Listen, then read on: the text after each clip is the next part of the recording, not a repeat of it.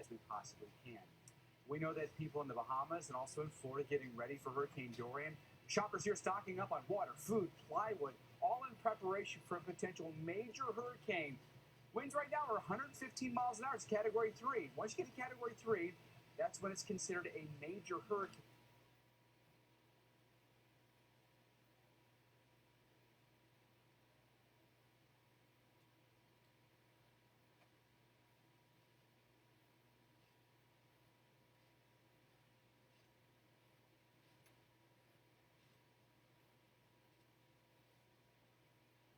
And what we're seeing from the hurricane hunters right now, what's on the street is the latest advisory from the Hurricane Center from 5.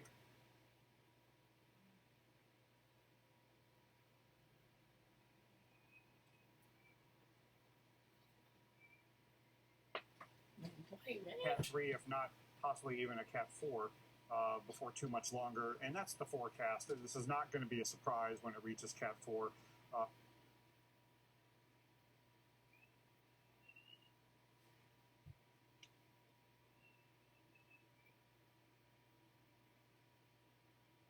Is the path of the NOAA Hurricane Hunter, the P3, that has taken off from Lakeland, Florida, and has made one pass through the hurricane and the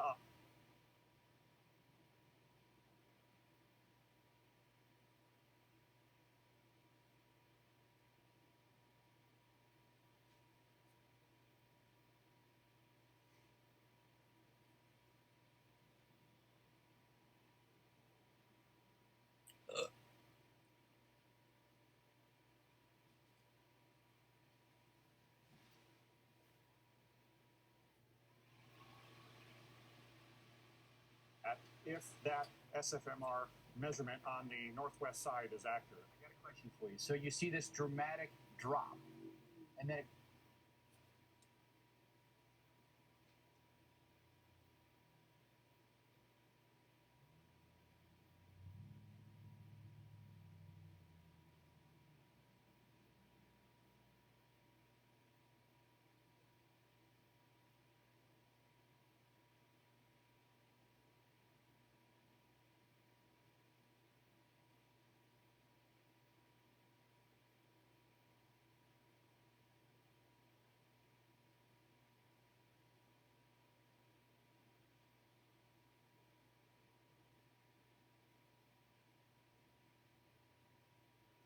we're losing the visible imagery, but look at that stadium effect as the sun goes down and how symmetric that eye is. It is a scary, scary.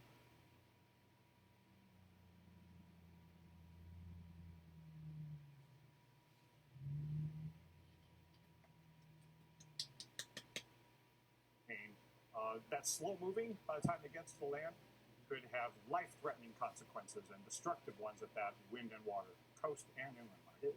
This taking on a very a very angular look to it. That is a sign that is intensifying. Yes. Yes, and when you get that stadium effect and it looks so solid and round in that eyeball, there's just no doubt. And when hurricanes are that strong, the satellite estimates get more and more accurate, but we've got the plane out there to confirm it.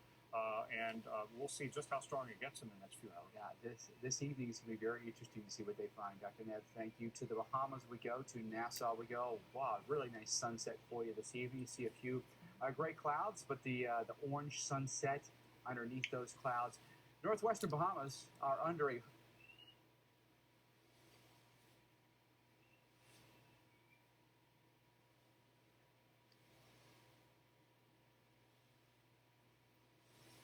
almost every single cruise line has altered their itinerary because the last thing they want to do is cruise into these locations that are under hurricane warnings. Yeah, ships have got to get out of the way of this thing, and by a good distance, too, because they're not just points on the map. They send those swells and waves over a long distance.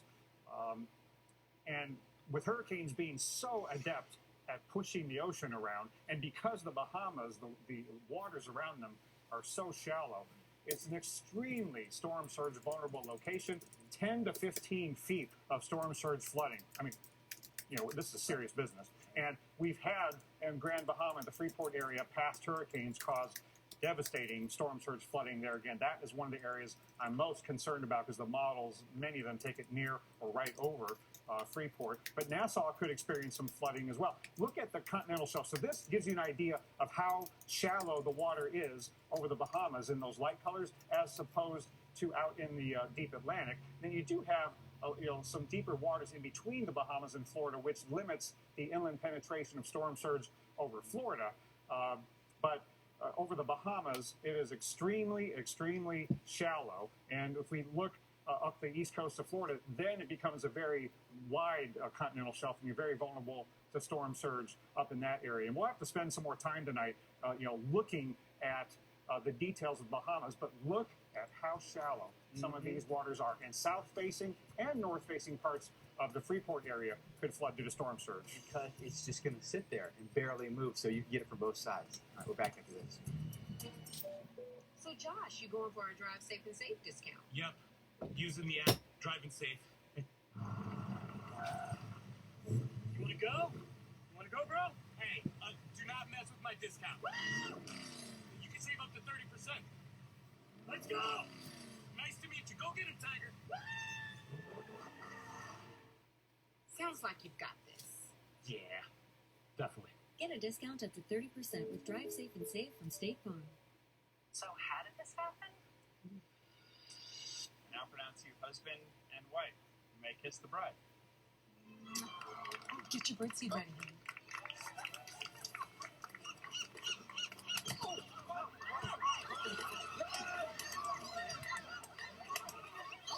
United Healthcare helps connect you to care whenever you need it. So I'm not going to need stitches then? No, just the antibiotic cream. Oh, watch out. United Healthcare.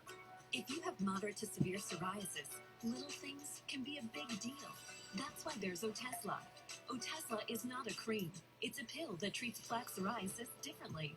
With Otezla, 75% clear skin is achievable. Don't use if you're allergic to Otezla. It may cause severe diarrhea, nausea, or vomiting. Otezla is associated with an increased risk of depression. Tell your doctor if you have a history of depression or suicidal thoughts, or if these feelings develop. Some people taking Otezla reported weight loss. Your doctor should monitor your weight and may stop treatment. Upper respiratory tract infection and headache may occur. Tell your doctor about your medicines and if you're pregnant or planning to be. Otezla. Show more of you. Start Saturday strong. With Big Noon Saturday on Fox. As Ohio State takes on Florida Atlantic. And the end zone touchdown! Powerhouse back J.K. Dobbins leads a new-look Buckeyes. Whoa! Against Lane Kiffin and the Owls. It all starts with the Big Noon Kickoff pregame show, followed by Florida Atlantic, Ohio State, all part of Big Noon Saturday on Fox. And watch anywhere on the Fox Sports app. This Labor Day, save up to 50% on over 300 floors at Lumber Liquidators Labor Day flooring sale. Get waterproof flooring up to 50% off, or exclusive Bellawood hardwood up to 40% off, plus special financing. The Labor Day sale is going on now at Lumber Liquidators Flooring Company. Ready to upgrade your appliances? Today is the day for Do It, because the Home Depot makes it easy to save now, compare options, and fuel your team for less. Shop hundreds of special buys like these GE laundry pairs, just $5.98 each. The Home Depot. More saving, more Do It. You're a big deal to us, so we've got big deals for you. Build up your fall wardrobe during the big deal event at Men's Warehouse this Labor Day. Suits start at $179.99. Dress and woven shirts are 3 for $99.99, plus take an extra 40% off select clearance items. Only at Men's Warehouse. Continuing coverage of Hurricane Dorian for you this evening. We're going to take you live to Melbourne, Florida. Meteorologist Mike Seidel is there for us tonight. And Mike, these beaches along the east coast of Florida could be very susceptible to Hurricane Dorian. Yeah, they could easily get decimated, regardless if the track is just inland or right here on the coast or just a few miles offshore. Already, I'm noticing as the tide comes in, it's high tide at 8:45, we're getting some undulations, and it's hard to see as I walk down, but we're already losing some beach here. This is prime real estate. There's not a whole lot of beach between high tide and the dune line, the sea grapes up here. They've got a great dune line. I've seen beaches where the dune line is pretty feeble, but a great dune line, that won't really matter if we take a Cat 3 or 4 directly here on the Space Coast. But it's already some beach erosion. By the way, behind me, we've got a little bit of a shelfie tonight, some tropical downpours going in towards or south down towards Melbourne Beach. That's going to miss us, but Mike, we're watching this tower out here. It could bring us some rain here in the next hour or so. We've got a long way to go. A lot of nervous people here that have been here since David. Really, that's the benchmark storm, although they had 3 back in 2004, including Gene, Francis, and Charlie. But this has...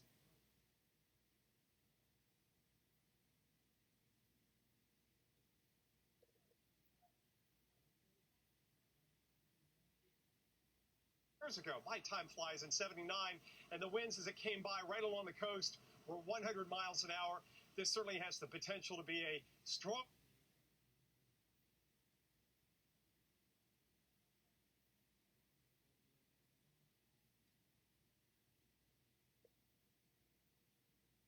Water out here, 85 degrees. Boy, it's got all that energy too. You and Dr. Knapp talk about that, along with the lack of shear is resulting in intensification as we go through the next couple of days with Dorian.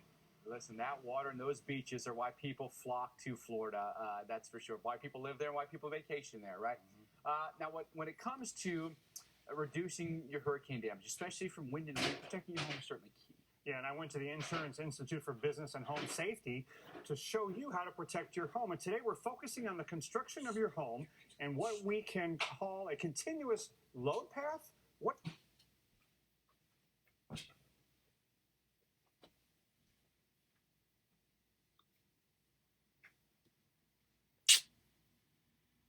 In your home from blowing down the street. There's something called a continuous load path to keep it all together. What is that all about? So the continuous load path we've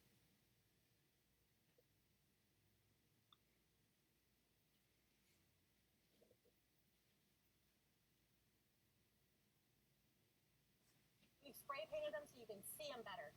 But that clip ties the roof rafters or the trusses to the wall. It ties it down to keep it together. And then you want to make sure, especially if you got a 2-story house, that you can transfer the load with another metal strap from the second story down through into the first story. And then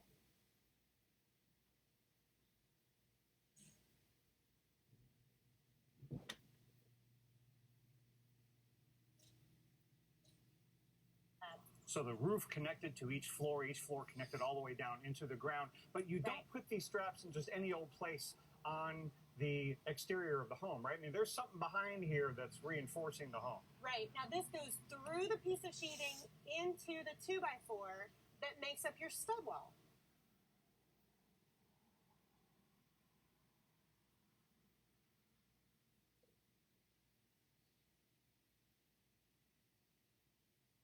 A weakest link in the chain kind of argument, meaning if you're missing any one of these pieces, you don't have that tie down from the roof to the ground? That's a great analogy because it really is the weakest link.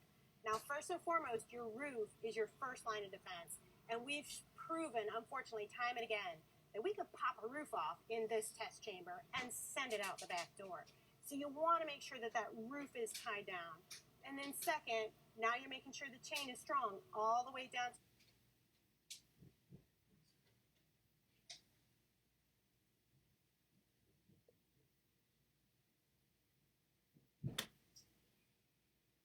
Has to be done during initial construction versus how much of this could you do now to enhance the safety of your current home?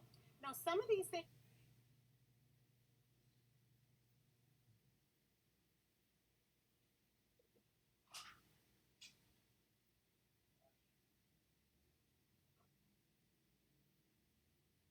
Well, this is what a continuous load path looks like, Mike. This is really an inexpensive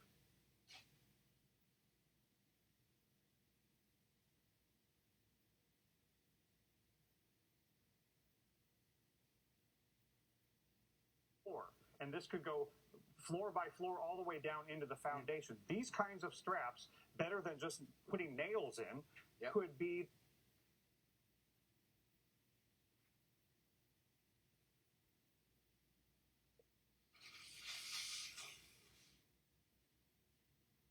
Henderson joining us now. She's the CEO and president of Federal Alliance for Safe Homes, also known as Flash. Leslie, is there a certain type of construction of a home that's safer than another? Because we look at a place like Florida, we've got all types of construction there. Well, as long as it meets the code and it's tested and approved, everything is okay. Wood, concrete, insulated forms, modular. But if you notice, in Miami and in the Caribbean, you see a lot more concrete. And that's because they're used to hurricanes. And Leslie, we've been talking all week about how to keep that roof on, and there's so many components to that.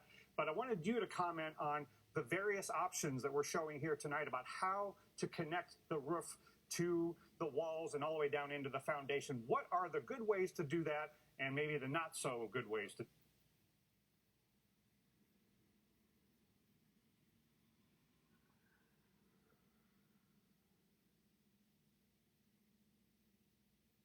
Places that the nails can go in to hold that piece in there.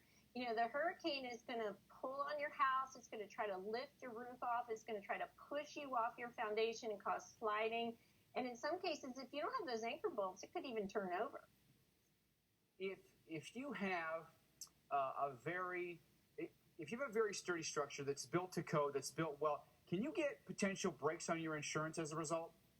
Yeah, actually, here in Florida,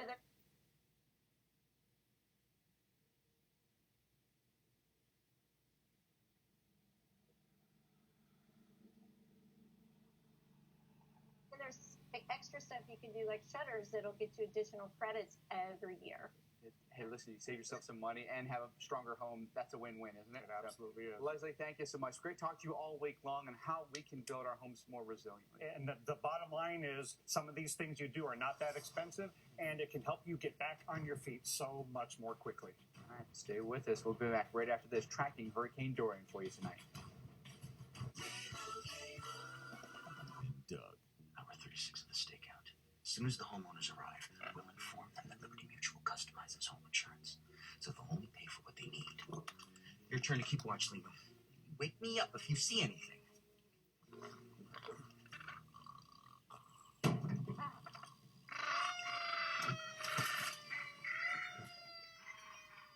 Only pay for what you need. Liberty, liberty, liberty, liberty.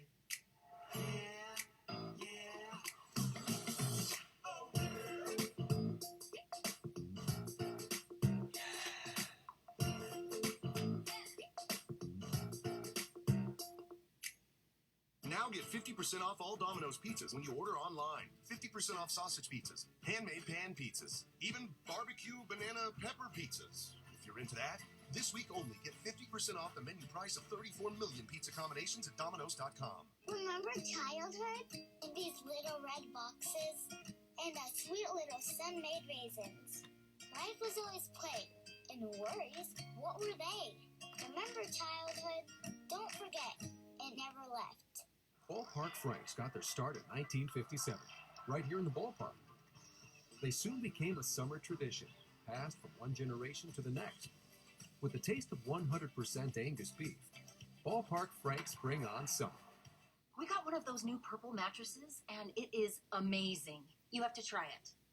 Oh, this doesn't feel like memory foam. No. This feels amazing. Right? What is it? Actually, it's called Purple, and it's a completely unique comfort technology, meticulously designed to cradle and support the human body. Cool. This Labor Day, call 888-848-0104 to get free sheets and 2 pillows with mattress purchase. When the world is watching and you need your logo to be perfect, you need certainty. At 4imprint, we give you the ultimate guarantee. Because when something has your logo on it, it matters to you, your customers, your coworkers, and to us. Our wide selection always changes to keep up with the latest trends. But there is one thing we deliver that's timeless: certainty. Explore thousands of promotional products at 4imprint.com. 4imprint, for certain. Stream your news just like everything else you love with Local Now. It's completely free and ready to go when and where you are. Local Now. Find it in your favorite app store. My joints, they hurt. The pain and swelling. The psoriasis. Cosentyx treats more than just the joint pain of active psoriatic arthritis. It even helps stop further joint damage. Don't use if you're allergic to Cosentyx. Before starting, get checked for tuberculosis. An increased risk of infections and lowered ability to fight them may occur. Tell your doctor about an infection or symptoms. If your inflammatory bowel disease symptoms develop or worsen, or if you've had a vaccine or plan to, serious allergic reactions may occur. Get real relief with Cosentyx.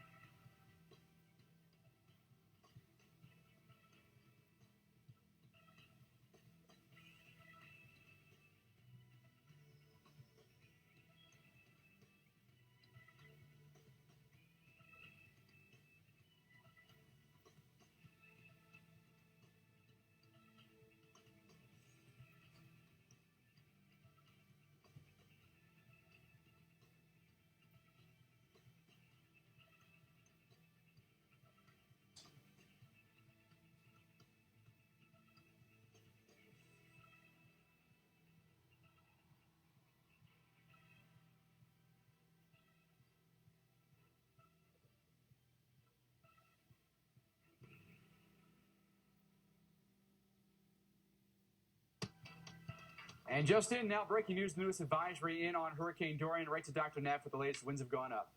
Just as we expected, Mike. The NOAA hurricane hunters have been out there. We saw the data coming in. We've seen the satellite imagery looking like it's more intense, and it is. According to the National Hurricane Center, their interpretation of all the satellite and recon data, the maximum sustained winds have come up to 125 miles per hour. So we're on the doorstep of Category 4 here, and it won't be too much longer. More strengthening is anticipated. Look at the pressure. It was 970 millibars at 5 p.m. It's 950 millibars now.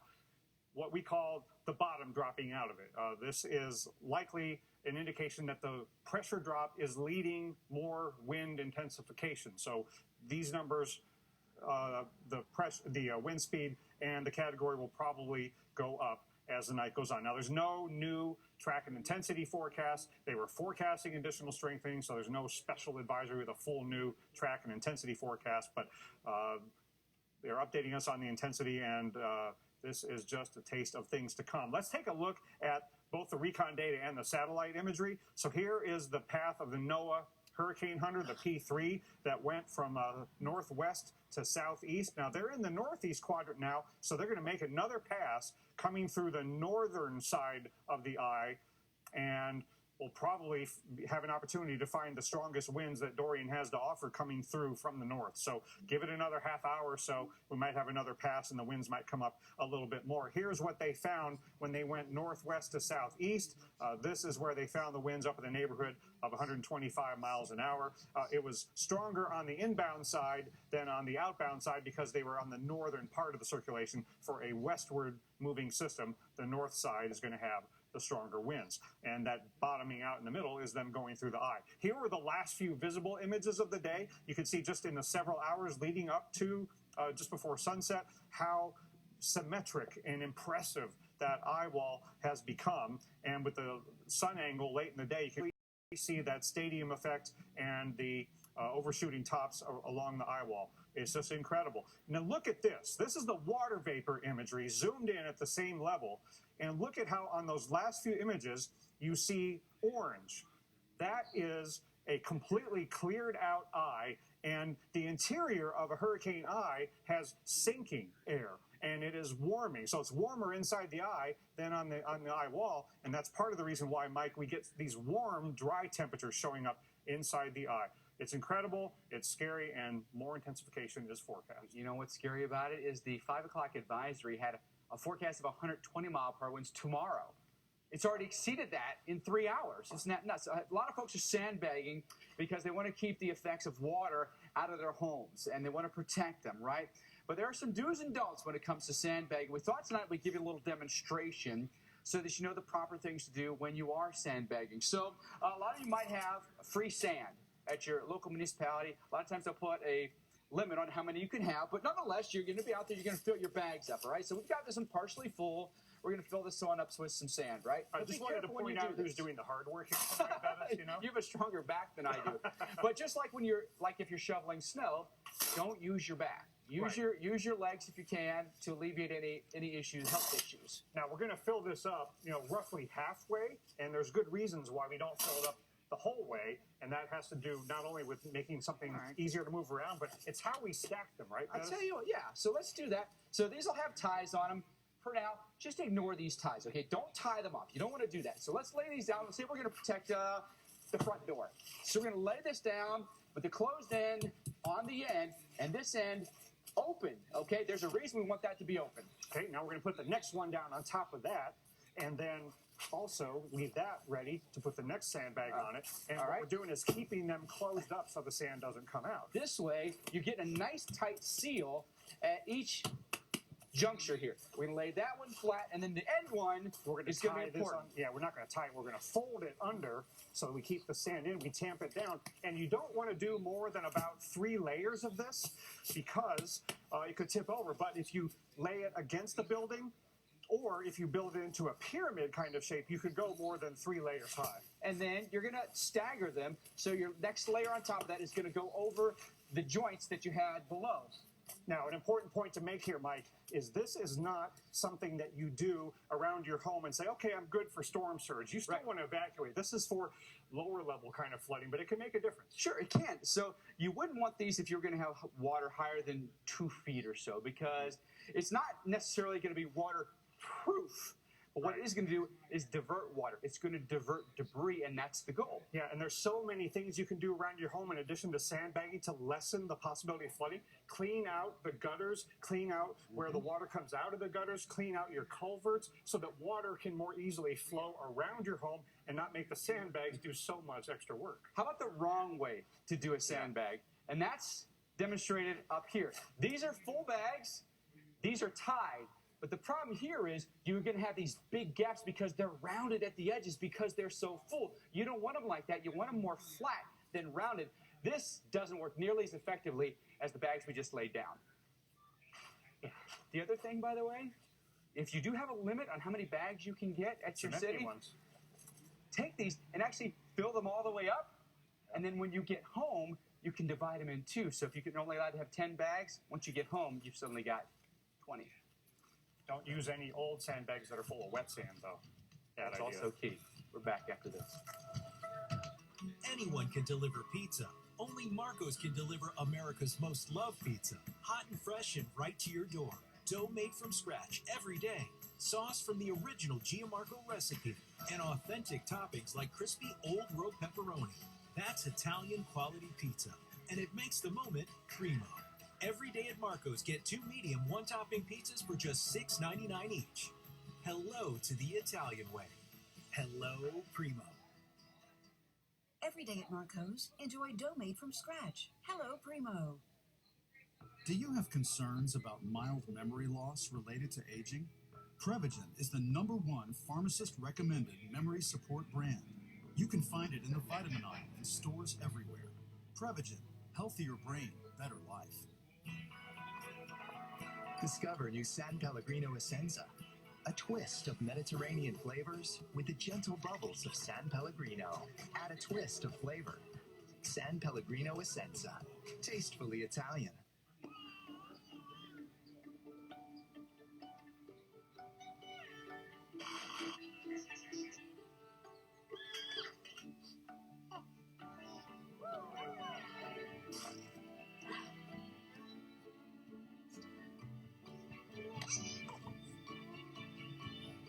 Pampers is here to help every parent love the changes a baby brings.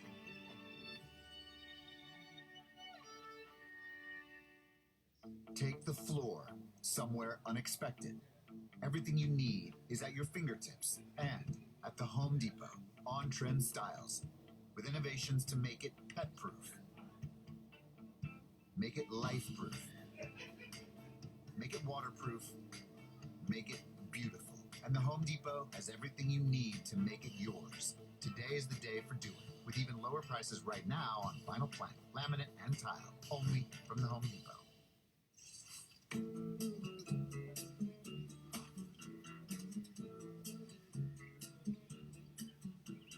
Trees swaying in the summer breeze, showing off their silver leaves as we walk by. Soft kisses on a summer's day, laughing all our cares away. So, Kim, you going for a big drive discount? Yep, using the app. I've been quite vigilant. Sharon says step on it, the meeting started. Okay, write her back. Dear Sharon, don't mess with my discount. Faster, Mommy, I gotta go to the bathroom. I do too, honey, but we're gonna hold it for Mommy's discount. Easy, easy. But you're in labor. Don't mess with my discount! Get a discount up to 30% with Drive Safe and Save from State Farm. Coming up right now on Weather Underground, Hurricane Dorian, a major hurricane in the Atlantic and expected to get even stronger. Its incredible power zeroing in on the Bahamas. The dangerous threats Dorian poses as it approaches the southeast. The danger increasing from Florida to the Carolinas. The time to prepare is now for what could be a marathon event. Tonight we have team coverage from Florida. And hurricane expert Dr. Rick Knapp examining the suspense still surrounding Dorian as forecast models struggle to figure out where it will go. Plus, he's breaking down how Dorian resembles past hurricanes like Matthew, Francis, and Katrina. And thank you for being with us tonight right here on Weather Underground. I'm Mike Bettis, and we're answering your questions on the show tonight. So over the course of the next hour, send them in to us. Use the hashtag Hurricane Questions on Facebook and on Twitter. We're going to answer as many of your questions tonight as we possibly can.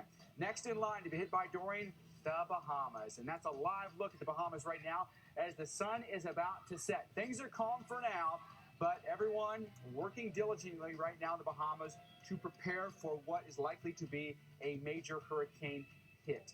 Our hurricane expert, Dr. Rick Knapp, joining us here now. The latest is coming here the last couple of minutes. The wind speed's gone up, and it's probably going to go even higher here through the night. Yeah, this is what we expected based on what we're seeing in the satellite data and the Hurricane Hunter data from NOAA, P3 aircraft, and we've got almost a Category 4 hurricane. 5 more miles an hour, and we'll be there, and I don't think it'll be too much longer before we are. 125 mile an hour maximum sustained winds, high-end Category 3, and one of the many indications that it is probably going to get stronger wind-wise is that the pressure is really plummeting. 20 millibar drop in the last 3 hours if you go just by the advisory numbers from the Hurricane Center.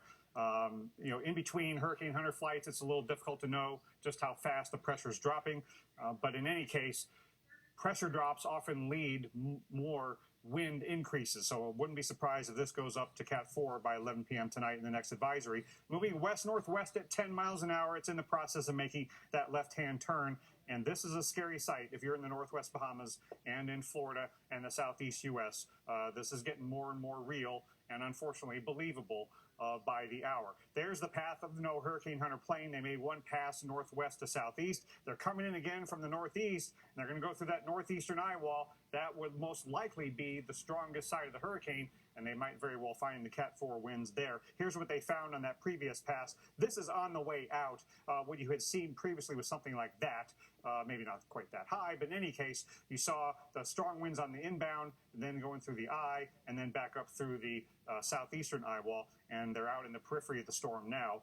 This is what it looked like on the visible imagery just a couple hours ago before the sun went down. You see that stadium effect of the extremely well-defined eye, and if we look closely in there, look at how well-defined the eye became in the last few hours.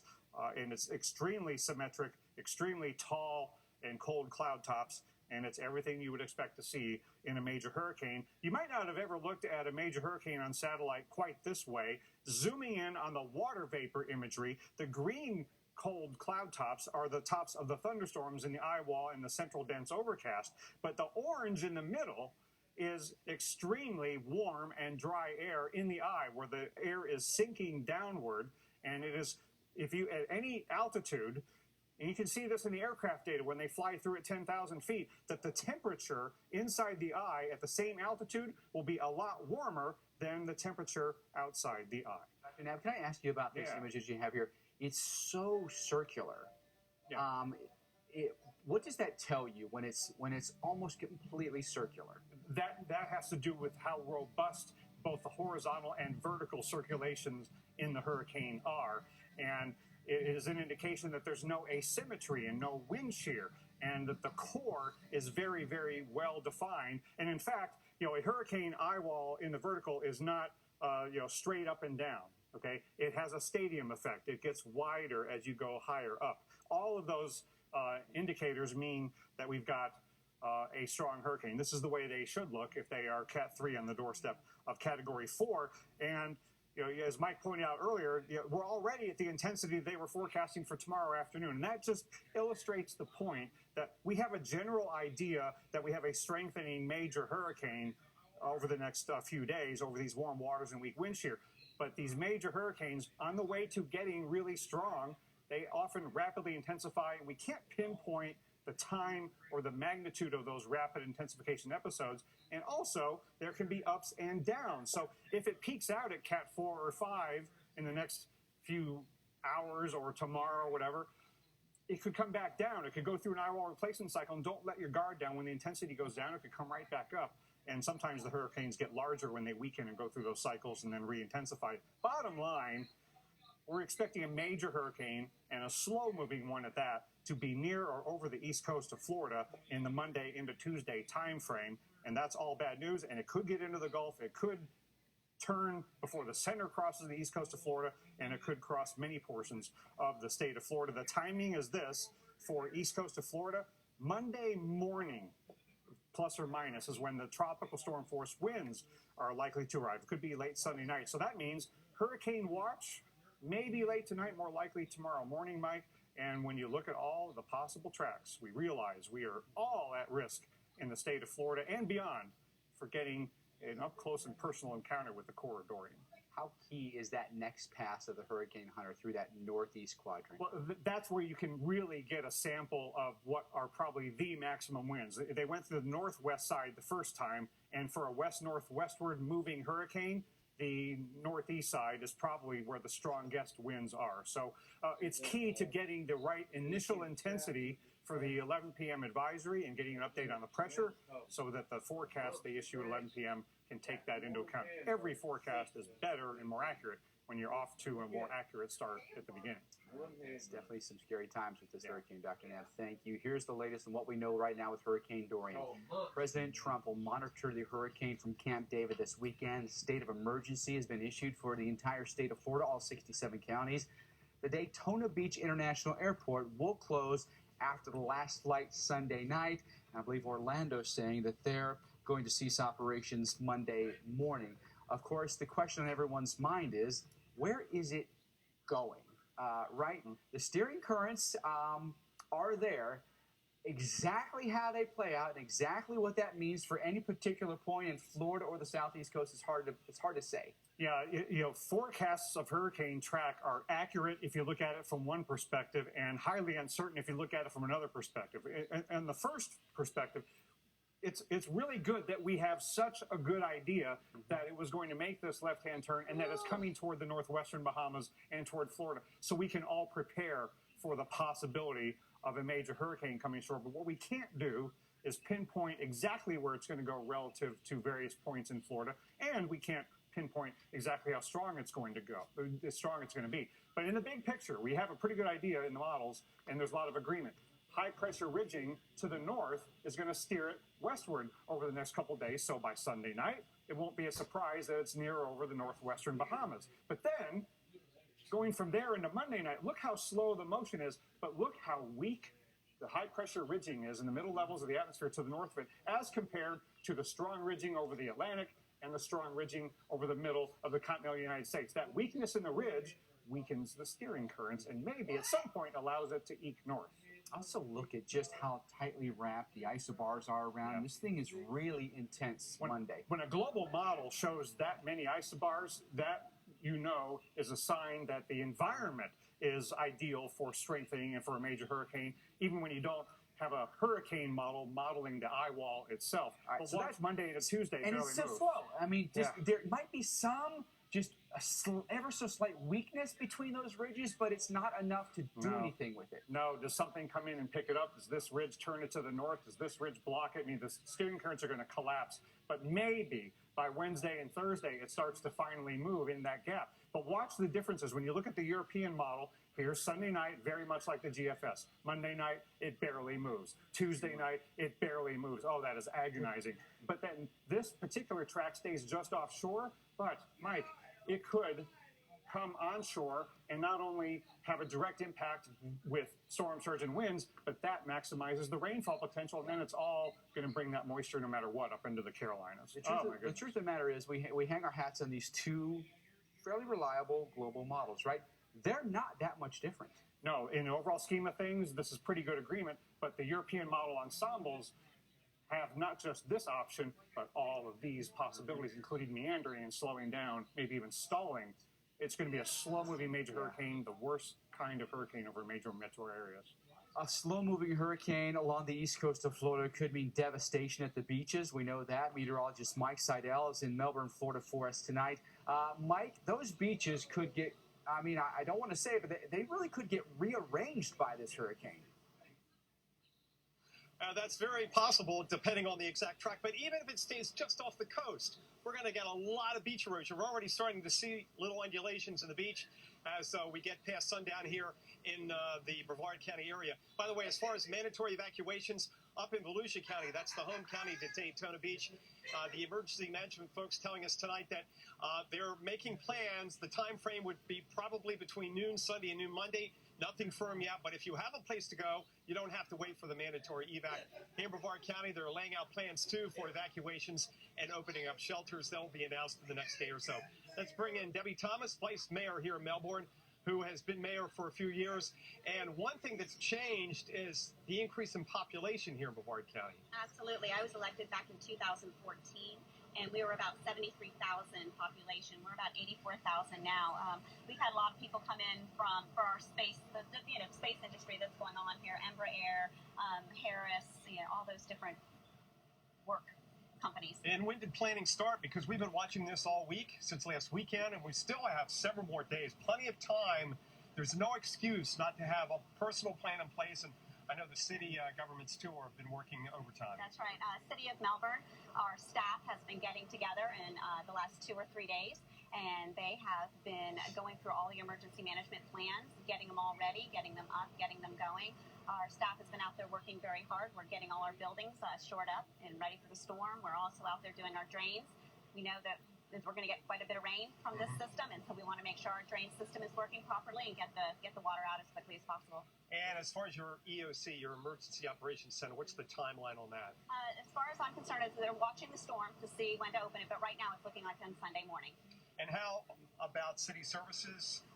Trash collection, have you made any decisions? Yeah. I know Monday's a holiday, but beyond that. Right. At this time, we are urging residents to not put any yard debris outside any longer because that would just get caught up in the drains, and we don't need that to happen. So we're also going to be closing City Hall on Tuesday and just have our emergency personnel ready to go. And schools here in Brevard County are already shut down Tuesday. Yeah. Something I'm not sure about, how's the drainage here on this barrier island? Typically, when you get out here and you get heavy rain, it just rolls into the intercoastal and the ocean. For the most part, it runs pretty well. We have a few pockets in the city of Melbourne that do flood, and we are urging our residents to go ahead and keep an eye on what's going on with the storm. And if you know you're in a flood zone, to make sure that you evacuate and get out. Okay, Debbie Thomas, Vice Mayor, thanks for joining us. Thank you very much. Best of luck. Appreciate that. As we get to something, we hope for the best here, but we know that even in the best case scenario, we're going to have serious impacts on these beaches. Let's head up the beach to Cocoa Beach. Jay Gray, you've been hanging out with visitors and locals alike up there on the coast.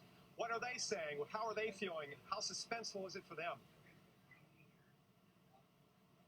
Yeah, everybody on eggshells right now, Mike, as you've probably seen there as well. The beach has emptied out at this point, and not what you would see normally on a Friday moving into a holiday weekend. You'd see kids out here chasing crabs, people taking in the surf. But no, it's pretty empty at this point. What we have seen throughout the day is lines at area grocery stores and gas stations here at home improvement stores. People are grabbing supplies. At one point, out of generators in this area. They're getting more in. They're getting more gas and more water. Everybody making sure that they're ready no matter where this storm goes. But, Mike, we've been talking about it all day, and people have been watching this all day. That's the question. Where is it going to end up? No time to let your guard down, and I know a lot of people are frustrated and a bit tired of watching and waiting, but it's something we've got to do as we move into the weekend.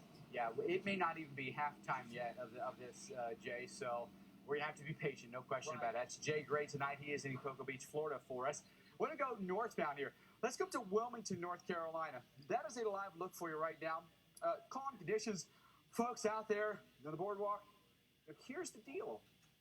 We can't completely say with 100% confidence that Wilmington's out of it. No, we cannot. They could be in it. Yeah, so let's talk rainfall since we're talking North Carolina. Very quickly, we're going to summarize and show you the European model track. Just going to let this go slow over the northwestern Bahamas, just offshore of the East Coast, and then it's headed toward the Carolinas, and that's almost a week from now, how slow this is going to be. The latest GFS, this is just in a little while ago, slow over the northwestern Bahamas, and it's like it knows the shape of the coastline. Wow. So they're similar, but both of these paint a picture of a possibility of a slow-moving major hurricane going right up the coast from Florida all the way around. Okay, this is the European model rainfall. You see how track dependent that is. And the heaviest GFS. rainfall with that is in the Carolinas. Yeah, and then look at how heavy the rainfall is with the GFS for the eastern half of the Florida Peninsula for something that is raking the coastline. This is one of the worst possible tracks that I can imagine for the east coast of Florida. But again, we have to emphasize those are only two possible solutions. It could go farther offshore. It could go onshore. It could slow down and meander in here. But bottom line is we've got a significant flash flood and long-term flood.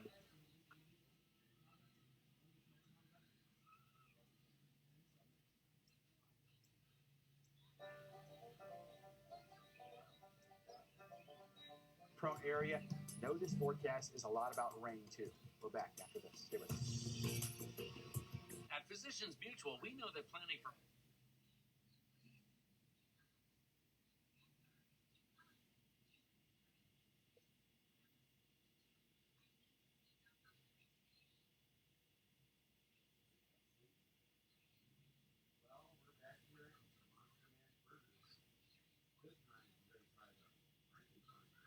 retire with confidence. We'll listen and find you the coverage you need. Physicians Mutual, Physicians Mutual. This is not.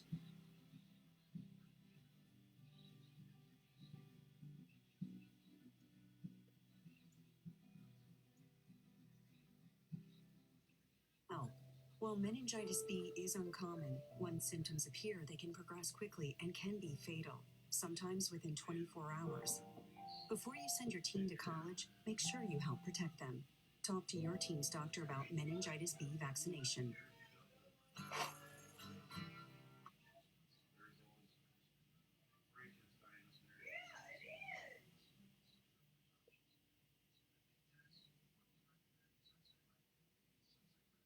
Mikey likes it.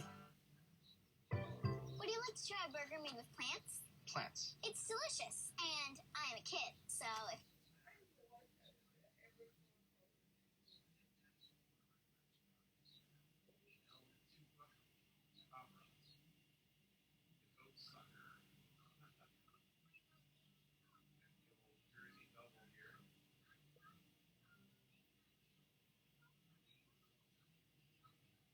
More saving, more doing. Now get 50% off all Domino's pizzas when you order online. 50% off sausage pizzas, handmade pan pizzas, even barbecue banana pepper pizzas. If you're into that, this week only, get 50% off the menu price of 34 million pizza combinations at Domino's.com. Discover new San Pellegrino Essenza, a twist of Mediterranean flavors with the gentle bubbles of San Pellegrino. Add a twist of flavor. San Pellegrino Essenza, tastefully Italian. The Joseph A. Bank Labor Day sale.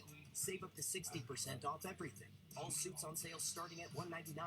Dress and sport shirts for $29, plus an extra 50% off clearance. The Labor Day sale, only at Joseph A. Bank. Man, want to feel younger, stronger, leaner? You don't have to slow down after 40. Frank Thomas found the secret to staying in shape with the energy and drive of his 20s. Man, you look like you could...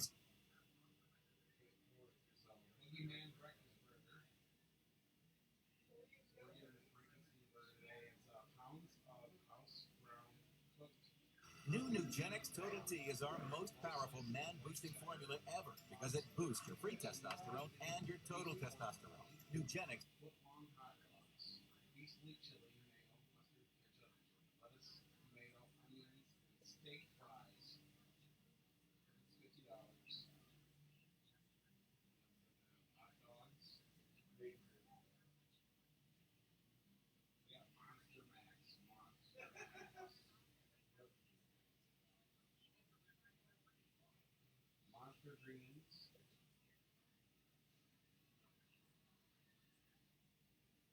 Trusted TV news network. The Weather Channel.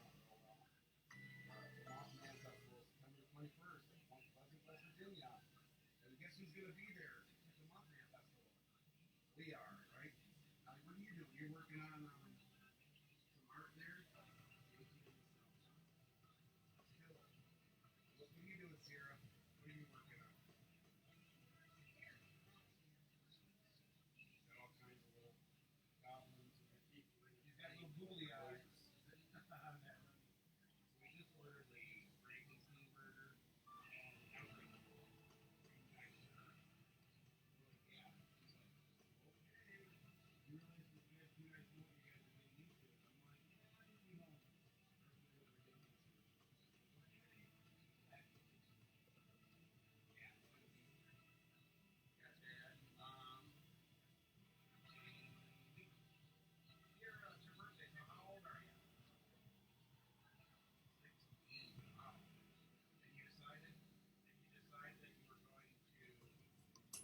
Welcome back, everyone. We're going to take some time now to answer your questions. And if you have one, send it to it.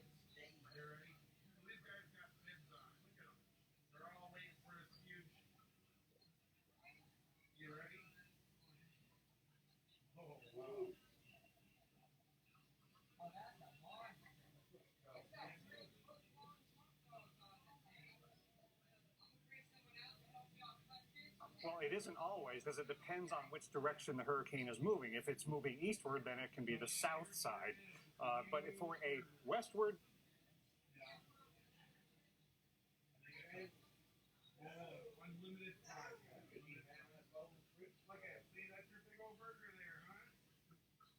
of the wind circulating around the eye. That makes total sense. All right, thank you very much for that question. Next question this evening, and this one comes to us from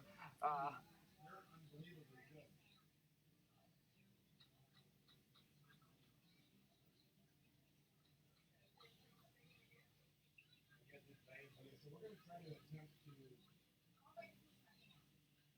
Oh wow! Look at this thing, guys. Look at this. Look at that. I'm going to try to attempt. These and the pets is something you want to add. And these are things you need to do ahead of time. Fill prescriptions before the storm. You're not going to be able to fill sometimes life's. Here's mine. What is that? Breaking fry. What do you got there? Yeah, there's a hot dog here. More sausage.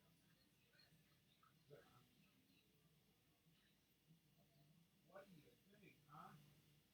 Breaking fry. There's old Jane over there. She's eating with a fork. Itty bitty by the time. Get online. Sometimes you can delivery next day or in 2 days. If you're in Charleston, you still got time to get that delivered to your house. Yeah, and stores could still resupply. It's actually not bad. Every layer is good. And hamburgers like I had one of them things. Right? Things. Always get the fork. Never try to pick it up.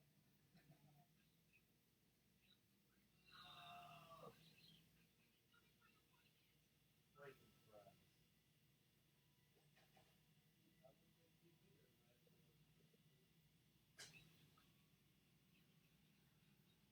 Dorian, I am convinced, will throw us some kind of curveball along the way, and it will not behave exactly like Matthew. Maybe the track is right along the coast.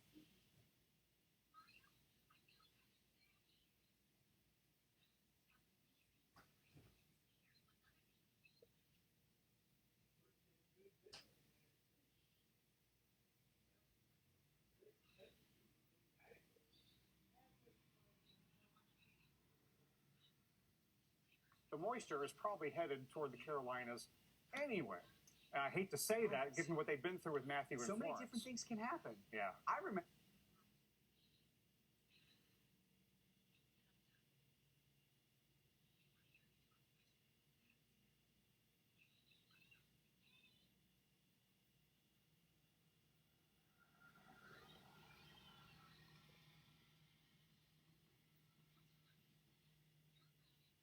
Affects where you live. All right, let's get to another one. Please talk about flying into Orlando on Tuesday and Wednesday. Well, there's lots of graphics we could look at to talk about this, but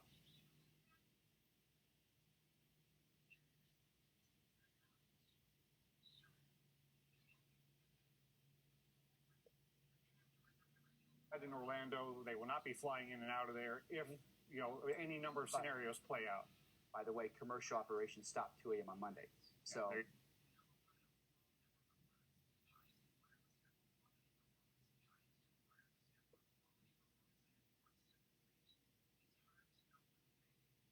days before the weather even lets up enough for things to start returning to normal, and in all likelihood we're going to have some kind of lengthy recovery and cleanup.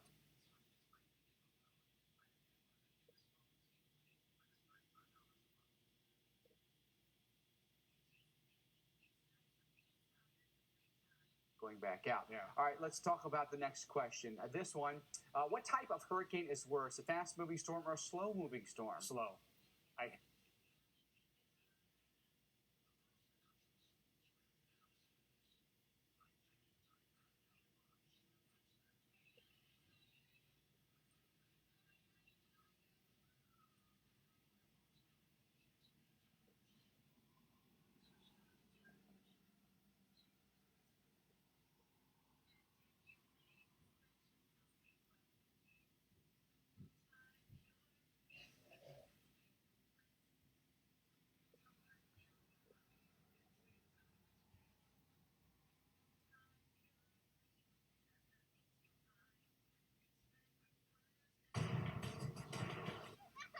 Summer can be full of joy and surprises. Everyone happy? Yeah!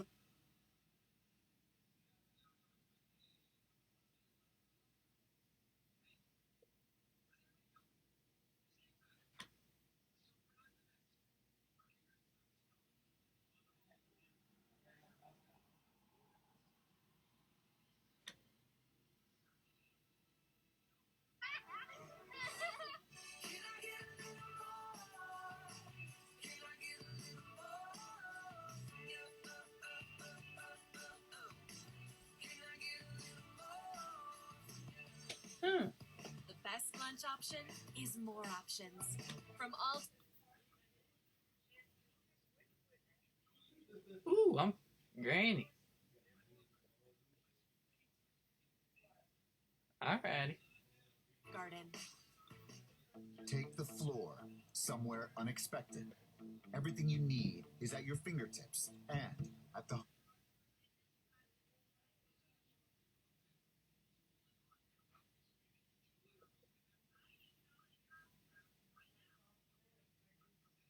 make it beautiful. And the Home Depot has everything you need to make it yours. Today is the day for doing it, with even lower prices right now on vinyl plank, laminate, and tile, only from the Home Depot.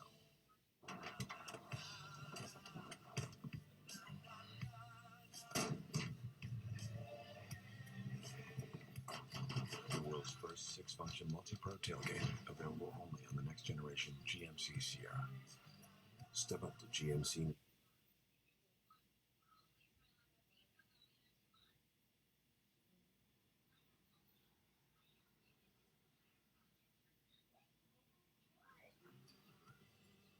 Best part about football? The highlights. So Dish gives you NFL Red Zone, no extra charge. That's every touchdown from every game Sunday afternoons. Because we know if you miss that action,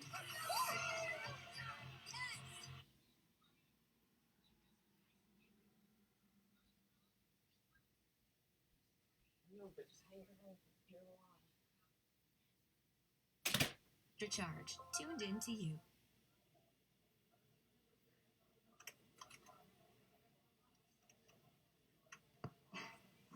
Keeping the night interesting is all about setting the right tone.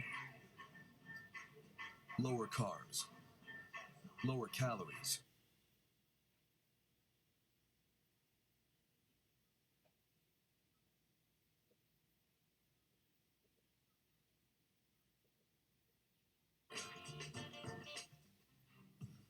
Well, good evening, everyone, and thank you for staying with us tonight for our coverage of Hurricane Dorian. I'm meteorologist Mike Bettis. You're going to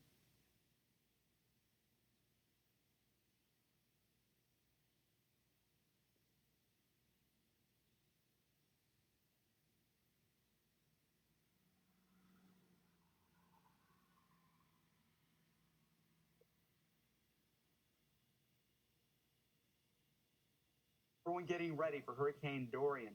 Shoppers stocking up on water, food, plywood, everything you need to weather a hurricane. And it is a major hurricane, Category 3, with winds of 125 miles per hour.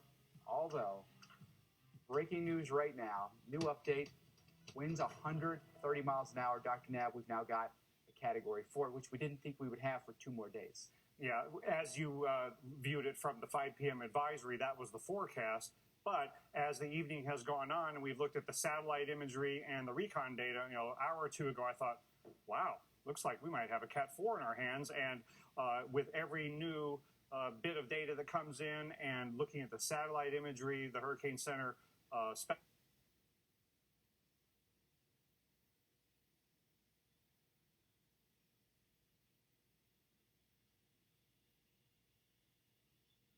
millibars. Again, you might be thinking, wow, this happened a lot sooner than we thought. But, when you consider that every major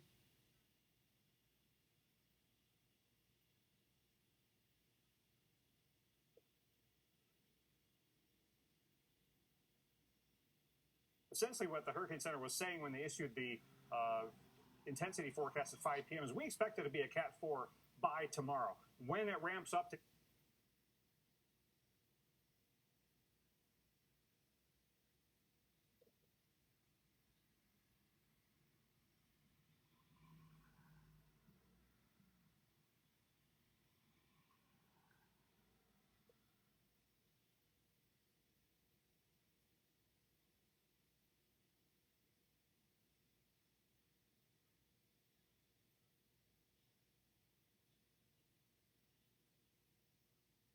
an hour. Then they went north, and then they came in northeast to southwest to take the plane through the presumably stronger part. Now,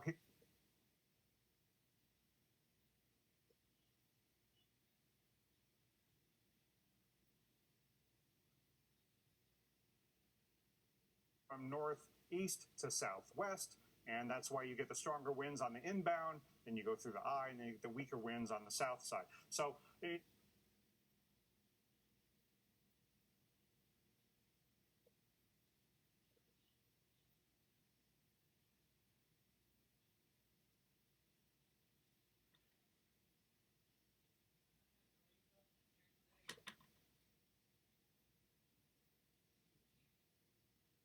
the aircraft end, you're just kind of trying to refine what the intensity is. Sometimes the aircraft finds things that the plane does not, and this. Come on, Peanut.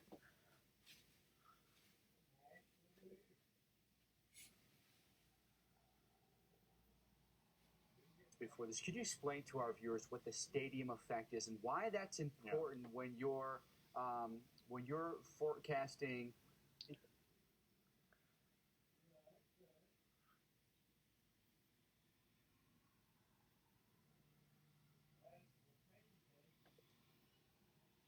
And you can actually get a pretty good sense of why we call it that and what's going on with this last shot of the day when the sun angle is.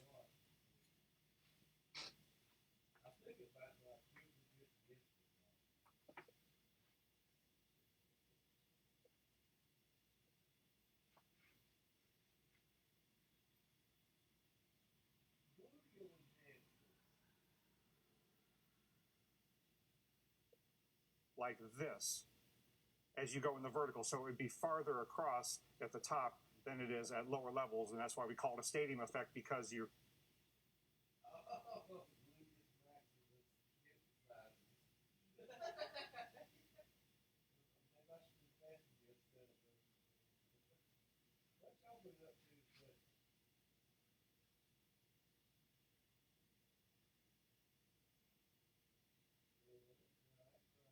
reason why the hurricane couldn't continue to strengthen, and maybe even to Cat 5, maybe even tonight. I remember being on shift during Hurricane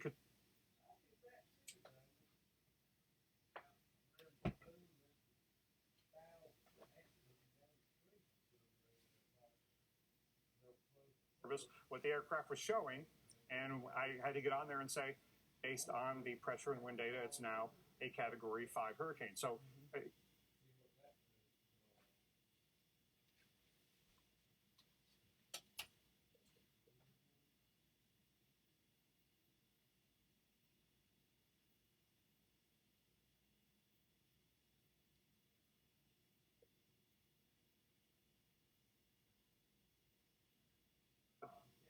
told us that Cat 5 hurricanes can last for more than a day, and we can go through multiple episodes of Cat 5.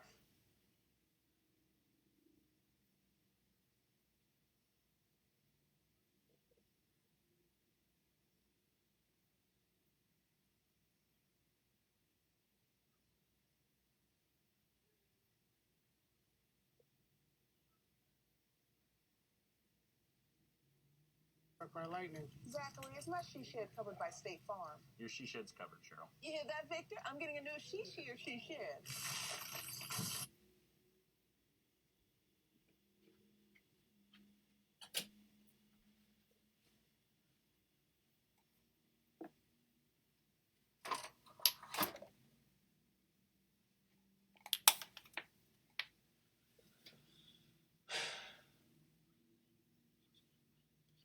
Hundreds of John Smiths that are Humana Medicare Advantage members. No, it's this John Smith, who met with Humana to create a personalized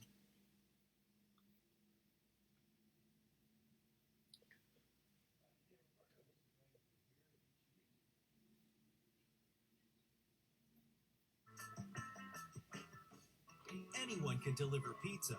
Only Marco's can deliver America's most loved pizza. Hot and fresh and right.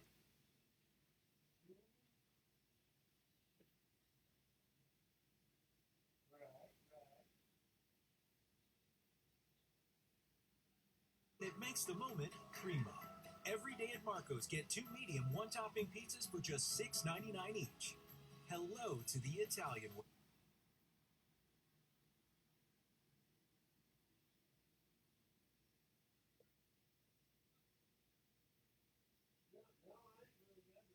Tesla.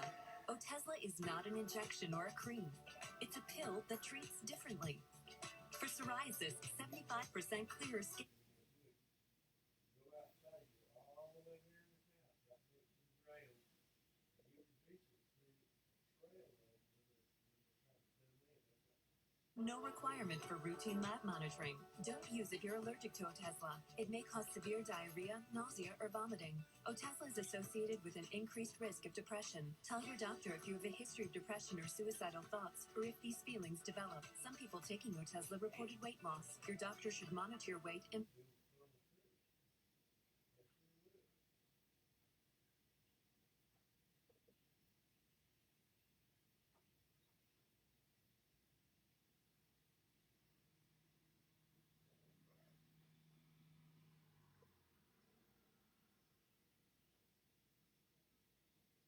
Day is the day for doing with the best brands in paint. The Home Depot. More saving, more doing.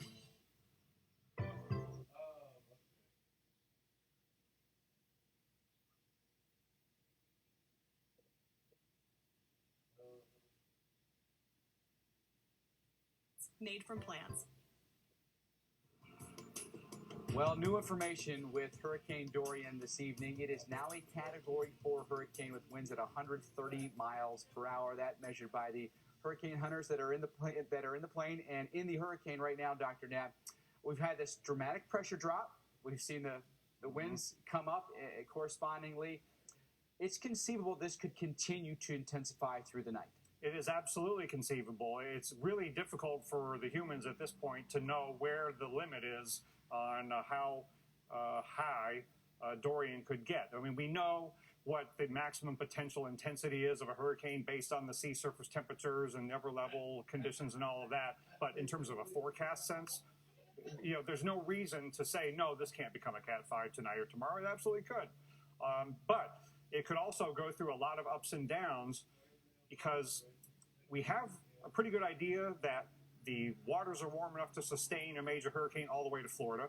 And we have a pretty good idea that the upper level pattern is conducive to sustain a major hurricane all the way to Florida. What we don't know is whether or not the intensity forecast is going to play out this way in terms of a steady intensification. I mean, it's already higher than what tomorrow's forecast was. So obviously, the hurricanes with their intensity can kind of write their own script here. But what we don't know is it going to peak out at 140 and never get any stronger than that? Is it going to peak out at Cat 5 tonight and then go down because it goes through an eyewall replacement cycle and then it becomes weaker, but then it becomes larger? Or is it just going to stay steady state at a Cat 4 or maybe even 5?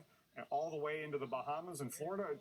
We just don't know that. But what we do have a high confidence in saying is that a major hurricane, Cat 3 or stronger, if it's weaker, it's probably larger. If it's more intense, it's probably a little bit smaller. But in any sense, a major hurricane going near over the northwest Bahamas, and then a major hurricane, slowly moving one at that, going near over the east coast of Florida. And now, Mike, that it's actually Cat 4, I from past experience and what the social scientists teach us is people pay a lot of attention to the current intensity, more so than they pay attention to the forecast intensity. So in some ways, if it was going to become a Cat 4, the sooner it does it, the better to get everybody's attention that we're not just dreaming this. It's a reality now.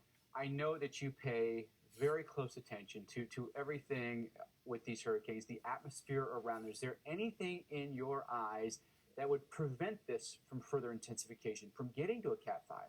No, I don't see where that would be because, especially right now, it's moving along. So, if a hurricane stalls, sometimes it can start to expend the energy in the surface of the ocean and then start to upwell some cool water, and then it starts to run out of fuel. But this one's moving along at 10 miles an hour, so it's just going to keep, kind of like Pac-Man, just keep eating up the energy as it goes along.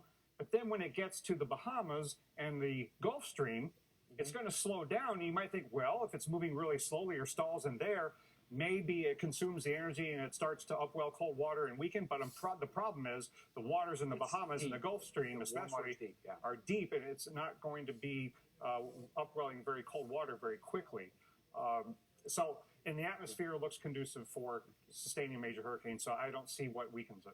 Except internal structural changes. Right, and we don't know exactly what. I mean, it may have a mind of its own in that instance. I want to pass along some information for you because we now know that we have mandatory evacuations in Brevard County, Florida. All right, so it's already happening, folks, and this is before watches or warnings are even issued along the coast of Florida, Dr. Knapp. Right, and so these kinds of evacuation instructions are issued when they have a sense that the threat is high enough and the timing is such that they need to get people out of places like the Cape Canaveral area, and that whole eastern Florida area is the area where we could see winds of tropical storm force sometime in the Sunday night to Monday morning time frame. So you back that up. You only got a couple days, and so if Category 4 need now, the a couple Hurricane days to get Center everybody out, and you want to provided get that enough message out sufficient tonight evidence so that people it can is start a Category adhering to 4 that tomorrow hurricane. morning, you want to give that information now. Absolutely. Mike Seidel Well, has I've got been on down the there live in Melbourne. stream. He's been talking about how rough the beaches could look. It's picked up speed. And It's we know moving if we get a west, really northwest strong at onshore 10 flow miles per hour. Water intrusion is going to be a very big problem. Yeah, and again, you don't have to have landfall They still in got the Weather center Channel to get if you want to life-threatening watch it and storm see surge Rick and Nab and see what waves he and has rip to say currents and about beach it. erosion. And now that we've got evacuation instructions, it's not a bad idea to review the recipe for surviving storm surge, because evacuations are called primarily for storm surge. Also mobile homes and other structures that aren't safe from wind. But when it comes to storm surge, you got to know if you're in an evacuation zone, so when these evacuation instructions come out, you know that it means you. And you got to decide where you're going to go and how you get there. And as you consider where you're going to evacuate to adhere to these instructions, you got to consider whatever special needs you might have. Do you need life-sustaining medical equipment? Make sure you go to a shelter with backup power. Do you need to go to a shelter with pets? And also, if you're hearing about these evacuation instructions in the east coast of Central Florida, then if you're inland and you're not in one of these zones, maybe you can identify somebody who's just been told they need to evacuate and be their inland destination, and go as soon as you can, right? And Mike, some of these areas are in the part of Florida where you have some high rises. Don't vertically evacuate. So we should go through the list of some of the communities that are in play here. Melbourne is one of them. Palm Bay, Cape Canaveral. I think we have the map. This is the areas that are highlighted in red here are those. I believe those are the evacuation zone A. Correct, Dr. Nedley? Highlighted in red. Right. So that area is a very large area that's in zone A there, and this goes down into the Melbourne Beach area. So you want to confirm which zones are we talking about? I don't know if they gave us the exact zones. I think they just said mandatory evacuation. I have to assume that that's zone A. It wouldn't be anything else, would it be? Probably not, given that you tend to do evacuations in a phased kind of approach, and then you can call for evacuations in other zones later on. They're just telling us now Merritt Island up to Cape Canaveral. So. Okay, right. So this is this area right here. So that's going to include Cocoa Beach, and these are the barrier islands. Okay, these are the most vulnerable areas that are susceptible to storm surge. Again, even if the center of circulation doesn't come straight over them. And by the way, Matthew went right over this area, and there was tremendous wind impacts as well as storm surge. So please adhere to these evacuation instructions, because they know that you need the time to get out, and they're concerned about storm surge threatening your life. We know that NASA was already making preparations to secure Cape Canaveral and Kennedy Space Center. Again, this evening, folks, mandatory evacuations ordered in Brevard County. We now have a Category 4, 130-mile-per-hour Hurricane Dorian. We're back answering your questions after this. Exactly. Liberty Mutual customizes your car insurance, so you only pay for what you need. Nice. But, what's up with your partner? Not again. Nemo, that's your reflection. Only pay for what you need. Liberty, liberty, liberty, liberty. This It's Labor Day. Save up to 50% on over 300 floors at Lumber Liquidators Labor Day flooring sale. Get family-friendly waterproof flooring up to 50% off and AquaSeal water-resistant laminate flooring up to 25% off. Or save up to 40% on our top-of-the-line Bellawood hardwood. And let us arrange the installation for you. Plus, get 24-month special financing for your entire project. Don't miss these incredible flooring deals. The Labor Day sale is going on now at Lumber Liquidators Flooring Company. Bear presents A Job Well Done. Painting be done and stay done. Bear, ranked #1 in customer satisfaction with interior paints. Right now, get incredible savings on Bear, exclusively at the Home Depot. You wouldn't accept an incomplete job from anyone else. Why accept it from your allergy pills? Flonase relieves your worst symptoms, including nasal congestion, which most pills don't. Flonase helps block 6 key inflammatory substances. Most pills only block 1. Flonase. Would you like to try a burger made with plants? Plants. It's delicious, and I'm a kid, so if I like it... Morningstar Farms, America's favorites, made from plants. What will you do when the power goes out? Power outages can be unpredictable, inconvenient, and disruptive to your life. But with a Generac home standby generator, your life goes on, uninterrupted, because you'll have power when you need it the most. 24 days we were without power. I had water, I had ice, I had coffee, I had air conditioner. I was able to stay here because of the Generac. Get the safety, security, and peace of mind your family deserves with a home standby generator from Generac. 8 out of 10 home generators are Generac, with thousands of satisfied customers. Very good product. Very, very good reviews from everybody. Prices start at just $19.99. And special financing is available with surprisingly affordable monthly payments. Call now to schedule your free in-home assessment. And if you act now, receive a free 1200-watt inverter generator or a 40-volt cordless blower up to a $500 value. Call or go online today. Power your life with Generac. This is epic! You're watching America's most trusted TV news network, Got a severe weather threat. You're live on the ground. Right now, it's coming down. the Weather Channel. Try Target same-day delivery. Delivered to your door so you can do more. More thrill. More skill. More chill. Target run and done. Discover new San Pellegrino Essenza, a twist of Mediterranean flavors with the gentle bubbles of San Pellegrino. Add a twist of flavor. San Pellegrino Essenza, tastefully Italian.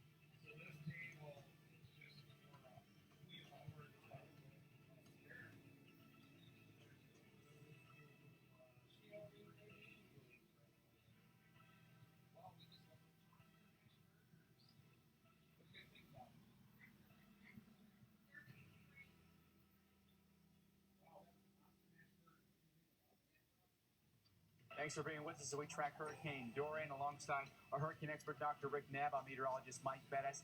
If you're just joining us, Dorian now a Category 4 with 130-mile-per-hour winds, and the first evacuations have been ordered in Brevard County. So let's take you there tonight in Melbourne, Florida, with meteorologist Mike Seidel.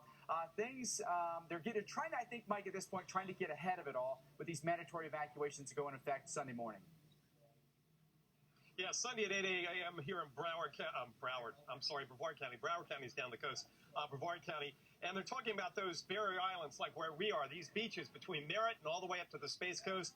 They're also concerned about mobile homes, anybody in low-lying, flood-prone areas. Now, they're going to announce where the shelters are on Sunday morning by noon Sunday. So just keep in mind the mandatory evacuation gets underway Sunday. You don't have to evacuate tomorrow.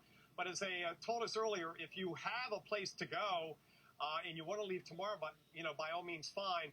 As we talked to the Vice Mayor earlier, Debbie Thomas, the population increase here in Melbourne alone has jumped 15% just in the past several years. So they've jumped from about 70,000 up to about 85,000 people. So there are more people in the county. There are a lot of locals out here on the Barrier Island. Keep in mind, we're not in peak season. However, Labor Day weekend, everybody comes back to the beaches. That will not be the case this Labor Day weekend. In the meantime, we watch the surf. The surf will start ramping up as we get through tomorrow and into Sunday. The swell, that's the waves generated by this powerful storm that's still hundreds of miles away, and the waves propagate towards the coast. So tomorrow night when we're out here, you'll see higher waves, rougher surf, and we'll probably see a higher tide. High tide is right about here. This is where the water's gotten so far. High tide just occurred a few minutes ago, 8:45 Eastern here on this part of the Space Coast. So higher tides, more beach erosion, long before we even get the more direct impacts, and that's going to be sometime, probably not till Monday. Now, the winds will gradually ramp up, and we could have tropical storm force wind gust certainly later Sunday and Sunday night. Still no hurricane watches up, Mike Bettis and Dr. Knapp for this area. But we expect those, if they don't go up at 11 o'clock tonight, certainly first thing tomorrow morning with a 5 a.m. update. Yeah, and Mike, there's a couple of really important points we should make. Again, reiterating that the evacuation instruction doesn't go into effect until Sunday morning at 8 a.m. because, we look at that wind timing graphic we just showed on the screen. The first arrival of tropical storm force winds is anticipated to be, in the Monday morning time frame. So what they're saying, Mike, is that that zone with the Barrier Islands and Merritt Island, they need to be evacuating about 24 hours before the weather gets too dangerous to do so. So Sunday is the day to go, but people could be getting ready between now and Sunday morning to take with them what they need and to get their house ready. Yeah, we've had the luxury, I think, Dr. Knapp, you've been through a lot of these, I have too, the luxury of how much time we've had. We've been watching this since the weekend. This just didn't pop up. It wasn't some homegrown disturbance. We've been watching it, and we've known for several days that we had a very high likelihood that we would have a major hurricane hit this area.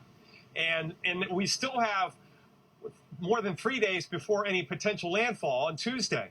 It's only Friday night, so we've really had a lot of time already, and we still have several more days. And as you mentioned, the mandatory on the Barrier Island, you can go on the website and figure out what your evacuation zone is. That's also important, not only here in Brevard County, but up and down the east coast of Florida. Go in there and find out if you're zone A, B, C, whatever, and find out if you need to start heading inland on Sunday. We've already decided to head inland on Sunday, and we've got accommodations back towards Interstate 95. That gets us out of the surge zone and the higher winds, but we may still lose power. And a lot of folks I know are heading north out of Florida, not because they're in a surge zone, Dr. Knapp and Mike Bettis, just because they don't want to be without power for, say, 5, 6, 7 days. The estimate this morning was over 7 million customers would lose power, and that may be updated as we get closer to exactly where the track is.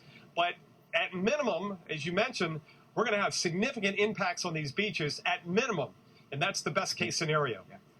Mike, thank you so much. Mike Seidel in Brevard County for us tonight, which is now under a mandatory evacuation beginning Sunday morning. I want to ask you something here. We're going to take some of your questions. I want to ask you something, though. You've been at the Hurricane Center. You've been the forecaster on duty before. Our forecasts, our current hurricanes are already exceeding the forecasted wind speeds. Would you pull the trigger and put the forecast to a Category 5? At this point, wouldn't be out of the realm of reason to do that. We'll see what the forecaster on duty does for the 11 p.m. But if it's got to be higher than 140. That's the current forecast. Max is 140. It's got to be higher than that, doesn't it? Yeah, I would think so. Now, you have another 2 hours before the advisory has to be released to forecast beyond tonight. And if the intensity continues to go way up, then absolutely you increase the peak intensity forecast later on. But at some point, let's say this goes much higher and scrapes near Cat 5 later on, how long do you hold on to Category 5 intensity? It's hard to forecast the ups and downs that major hurricanes will likely go through. But yes, I would be shocked if the intensity forecast doesn't go beyond 140, given what we're seeing tonight. It's been an amazing turn of events here the last 10 hours or so. Expect here with more of with the this unexpected from thing Dorian. really going up. Team coverage going to continue for you tonight here, folks, on the Weather Channel. We're going to be with you until midnight tonight. Have a great night. Have a safe night. So, Josh, you going for a Drive Safe and Safe discount? Yep, using the app, driving safe. You want to go, bro? Do not mess with my discount. Get a discount up to 30% with Drive Safe and Save. Now get 50% off all Domino's pizzas when you order online. 50% off sausage pizzas, handmade pan pizzas, even barbecue banana pepper pizzas. If you're into that, this week only get 50% off the menu price of 34 million pizza combinations at Domino's.com. Take the floor somewhere unexpected. Everything you need is at your fingertips and at the Home Depot. On-trend styles with innovations to make it pet-proof. Make it life-proof. Make it waterproof. Make it beautiful. And the Home Depot has everything you need to make it yours. Today is the day for doing it, with even lower prices right now on vinyl plank, laminate, and tile, only from the Home Depot. Mirror, mirror on the wall. Makeup mode. Done. Ooh, remind me to update my profile pic. Okay. Wow, that's Ensure Max Protein with high protein and 1 gram sugar. It's a sit-up, banana, bend at the waist. Trying. Keep it up. You'll get there. Whoa! 30 grams of protein and 1 gram of sugar. Ensure Max Protein. Yes, I'm doing it all. The water, the exercise, the fiber. Month after month, and I still have belly pain and recurring constipation. So I asked my doctor what else I could do. And I said yes to Linzess. Linzess treats adults with IBS with constipation or chronic constipation. Linzess is not a laxative. It works differently. It helps relieve belly pain and lets you have more frequent and complete bowel movements. Do not give Linzess to children less than 6, and it should not be given to children 6 to less than 18. It may harm them. Do not take Linzess if you have a bowel blockage. Get immediate help if you develop unusual or severe stomach pain, especially with bloody or black stools. The most common side effect is diarrhea, sometimes severe. If it's severe, stop taking Linzess and call your doctor right away. Other side effects include gas, stomach area pain, and swelling. I'm still doing it all. The water, the exercise, the fiber. And I said yes to Linzess for help with belly pain and recurring constipation. Ask your doctor. Delicious high-fiber Raisin Bran. Sure you don't want me to come with you? I'm very sure. Because I can. Make good choices. You make good choices. I am. Fiber's good for digestive health. Good choices never tasted so good. Raisin Bran. With all-day comfort for all-day fun, Depend FitFlex underwear features maximum absorbency, ultra-soft fabric, and new beautiful designs for your best comfort and protection guaranteed. Life's better when you're in it. Be there with Depend.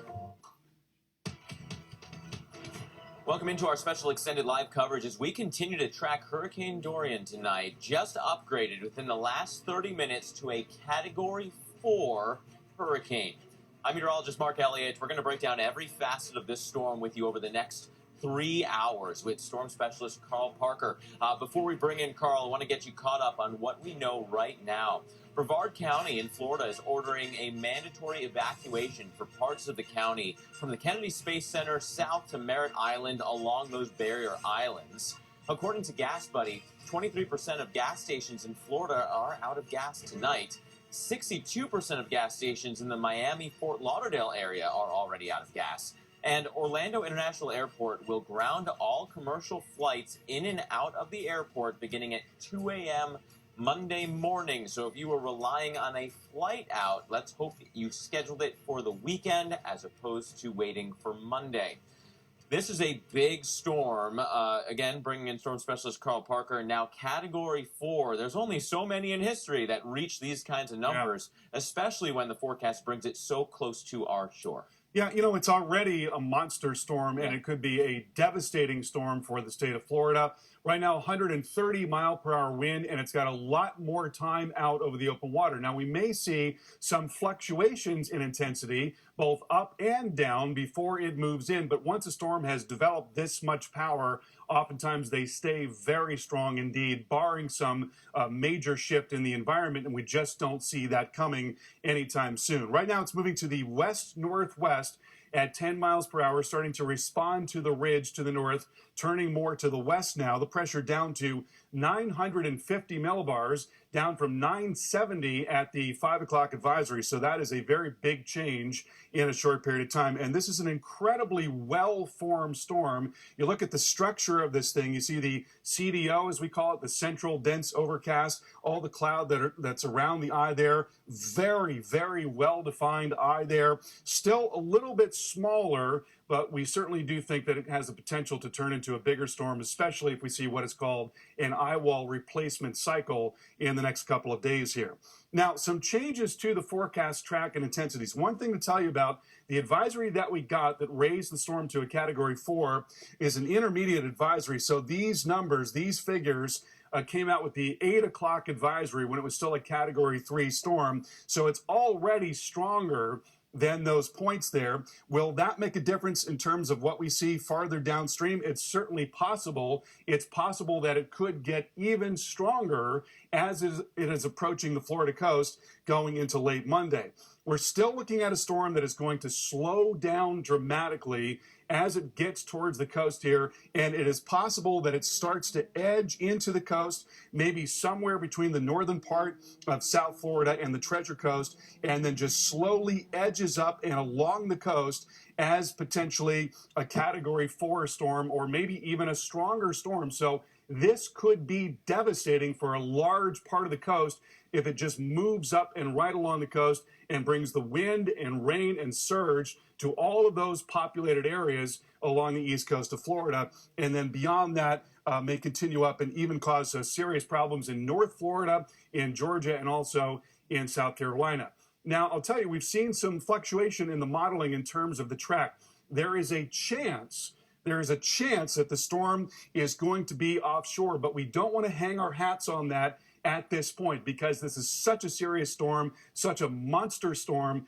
We don't want to, try to think about what could happen in terms of it being offshore at this point. We just want to think in terms of what we need to do to prepare for a Category 4 storm. And so, Carl, the emergency managers are looking at this information tonight as well. You heard about some of the evacuations that we told you about from the Space Coast South, especially for the Barrier Islands, but the emergency managers for all of the counties up and down the Florida East Coast have to be looking at a Category 4 storm with that potential of a curve somewhere near the coastline. And they're making really difficult decisions tonight because at some point you're out of time when the only way out of the state is north in basically one or two roads. It is really, really difficult. It's a very, very hard situation for those folks there. And, our hats off to them. It's going to be a tough job here. We'll have a better idea as we get closer.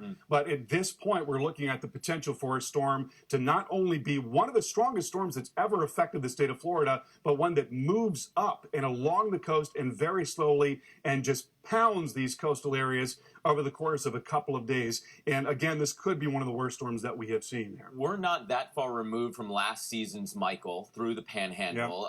The devastation there, incredible. And not, I don't use that term lightly, incredible in a bad way, right? There are still people recovering there. How much of that should be used as an example for what it will look like if a Category 4 or Category 5 storm gets anywhere near the coastline? Absolutely. When you're talking about a storm that is that strong, you're talking about complete damage in terms of wind damage and surge damage. You're talking about just unbelievable damage. And people who stayed in the northwest part of Florida for Michael, they said to themselves, we thought we could probably ride it through because we've been through hurricanes before. And they said, we wish we had never done that. We wish we hadn't done that because it had been such a devastating experience and we thought we were going to lose our lives. So yes, this does have the potential to be like a Michael, but not just in a limited area, all up and along the coast. This could be very bad indeed. It is one of those, scenarios that you practice with on paper when you're a student or when you're in an emergency management office, hoping that you never have to put those kinds of plans into play because it is close to one of the worst case scenarios. So, of course, we're putting out our whole fleet of meteorologists along the coast to bring you live views and updates from Florida and beyond. And the Weather Channel's Mike Seidel joins us now live from Melbourne, Florida. Mike, Brevard County officials have issued that mandatory evacuation from the barrier islands to the low-lying areas tonight. Yeah, let's show you the map. The red zone, a lot of that is the Cape area where they already moved in the launch pad, and they moved that into the vehicle assembly building. That goes up about 400 feet, and they've moved that mobile launch pad inside to protect it from these winds. They're going to be ramping up certainly the early part of next week. They're concerned about low-lying areas, certainly these barrier islands where we're standing. We're going to be heading inland on Sunday across the intercoastal and back towards Interstate 95, which is much safer than here because this beach is going to go underwater. That's a guarantee no matter what the track is. We are at high tide right now, already seeing a bit of beach erosion. But look at the waves. Now, I've been watching since this morning when I got up, and there's been a slow increase, a slow build in the wave heights. And once that swell starts arriving from the very distant Dorian tomorrow and tomorrow night, you're going to see the waves really ramp up, and that will kick into beach erosion. This is long before we have any really direct impacts, and that's not going to be sometime until Monday night, and certainly Tuesday. Take you down south to Palm Beach County, and this is Boynton Beach. Gas lines, as Mark mentioned at the top of the show, about 25% of gas stations without gas, according to Gas Buddy in the state of Florida. But earlier we talked to the lieutenant from the Florida Highway Patrol, and he told us that they've got troopers at rest stops, and they're going to be escorting in these fuel tankers and get them to where they need to be to get fuel back into these gas stations over the next couple.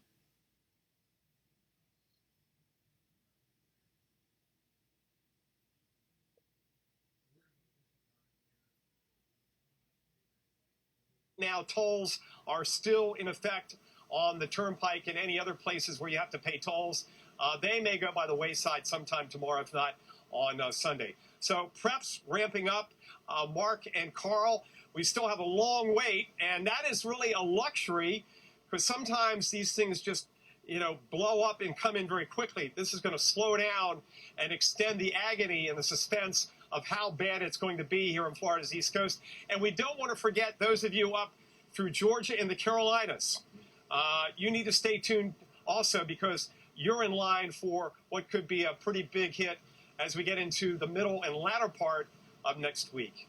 And Carl, Mark? And Mike, you're standing on the coast. You mentioned that beach will likely be underwater. Tell the viewers a little bit about the difference between the Gulf with that long kind of shallow surf leading in, right? That shallow layer of sand underneath the water, as opposed to the Atlantic side, which has a pretty steep cutoff, and the waves could wind up being a big problem.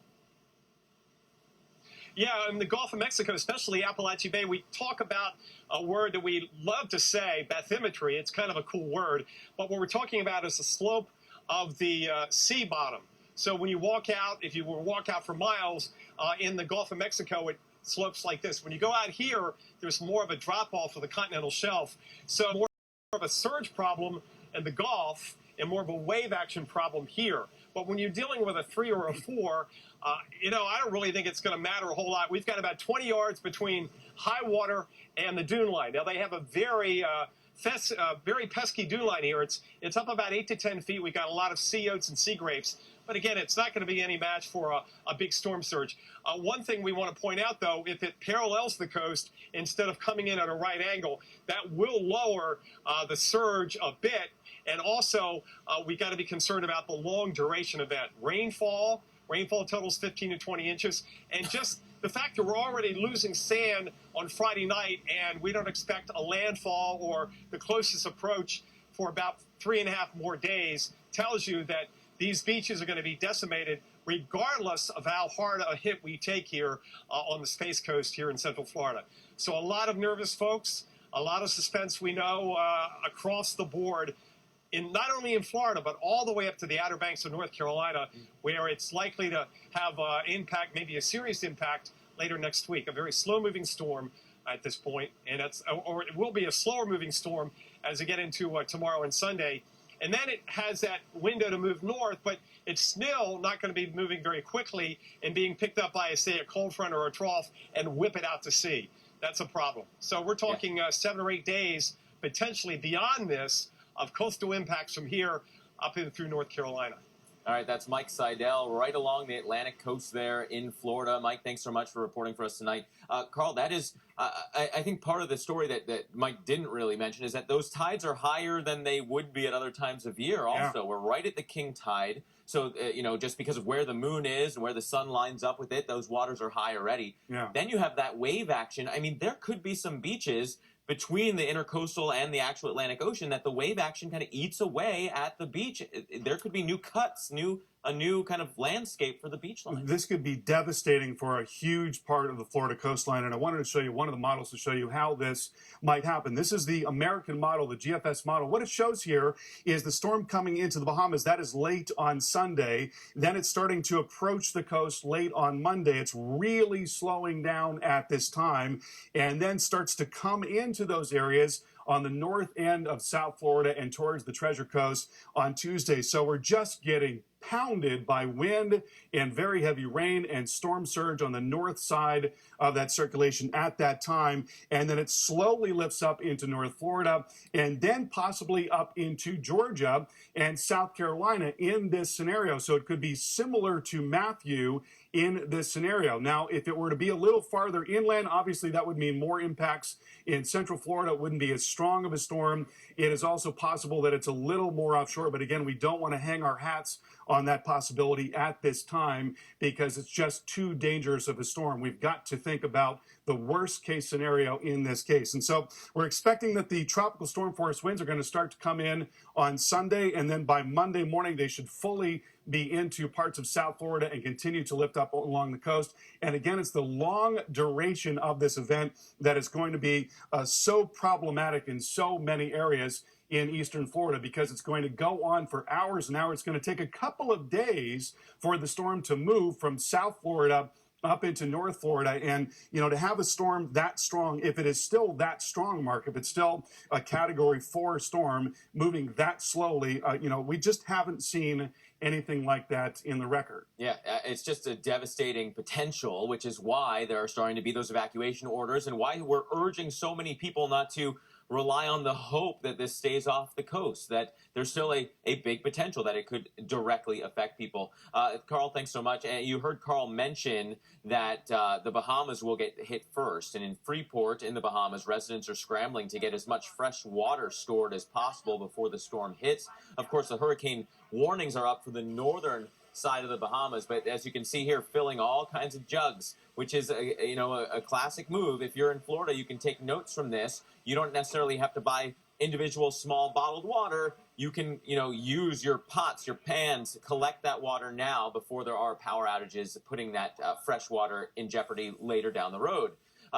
Right now, we're looking live towards Freeport right now, and barely a cloud out there, right? It is the proverbial calm before the storm. I know it's an overused thing, but there is a monster of a storm just off your coastline. A Category 4 hurricane, 130 mile per hour winds are going to be coming through the Bahamas sooner rather than later. That's why there are warnings there as opposed to no watches or warnings yet across Florida. That could change either later tonight or tomorrow morning, so anticipate that. But again, hurricane warnings from Freeport to Nassau.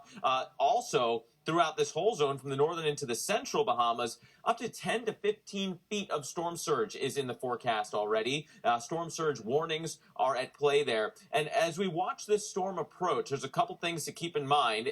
Number one, the ferocious winds, but also the small-scale nature will, as it moves by, oh so slowly, change the direction that the water is moving in. First coming into, say, the north side, north of Freeport. Eventually, that comes right through some of the islands of the Bahamas. We start getting more of that flow towards the central Bahamas, around the storm. Different sides of the Bahamas get into play. Look at those numbers, 75 to 90 mile per hour winds. That's not even the heart of it. And where we have that big shelf, that big shallow zone, well, that's where we have even more potential for the big surge to go potentially all the way over the islands. So from life-threatening storm surge to flooding rains, water is going to be a huge threat. What can you do about it? We'll give you some examples of what you can do now coming up.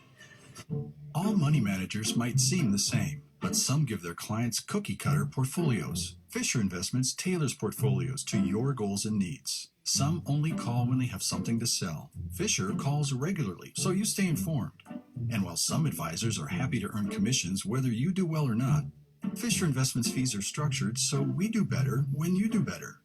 Maybe that's why most of our clients come from other money managers. Fisher Investments, clearly better money management. Take the floor somewhere unexpected.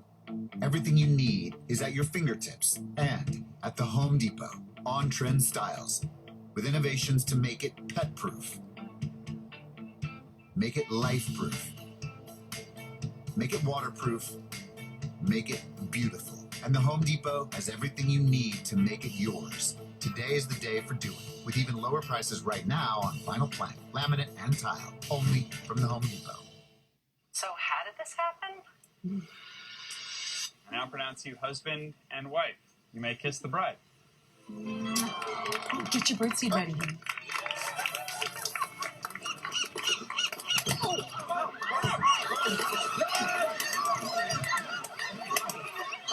United Healthcare helps connect you to care whenever you need it. So I'm not going to need stitches then? No, just the antibiotic cream. Oh, watch out. Oh. United Healthcare. Remember imagination? Where anything can happen. Where sun-made raisins taste like sour-flavored strawberries, and fruit snacks can simply be whole fruit. Sun-made sour raisin snacks. Imagine that. To be their best, kids need good nutrition and practice. Lots of practice. Get them started right with Carnation Breakfast Essentials. It has protein plus vitamins and minerals to help kids be their best. Carnation Breakfast Essentials. Would you like to try a burger made with plants? Plants. It's delicious, and I am a kid, so if I like it... Morningstar Farms, America's favorites, made from plants. Now get 50% off all Domino's pizzas when you order online. 50% off sausage pizzas, handmade pan pizzas, even barbecue banana pepper pizzas. If you're into that, this week only get 50% off the menu price of 34 million pizza combinations at Domino's.com. We got one of those new purple mattresses, and it is amazing. You have to try it. Oh, this doesn't feel like memory foam. No. This feels amazing. Right? What is it? Actually, it's called Purple, and it's a completely unique comfort technology, meticulously designed to cradle and support the human body. Cool. Now through September 9th, get free sheets and 2 free Purple pillows with mattress purchase at purple.com/TV. Non-attorney spokesperson. This is a paid advertisement for legal services sponsored by Nightline Legal. Cases assigned on a random basis to participating law firms. See disclaimer for law firms. Attention cancer victims who use the weed killer Roundup. A federal jury unanimously found that Monsanto's popular weed killer Roundup was a substantial factor in causing cancer. You may be entitled to financial compensation. If you or a loved one used Roundup weed killer and were diagnosed with non-Hodgkin's lymphoma, call the number on your screen now. Call 800-827-2607. Stream your news just like everything else you love with Local Now. It's completely free and ready to go when and where you are. Local Now. Find it in your favorite app store.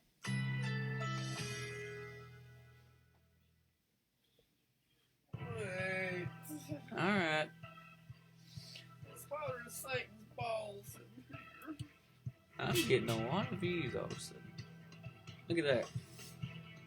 That's my little demographic chart of the views.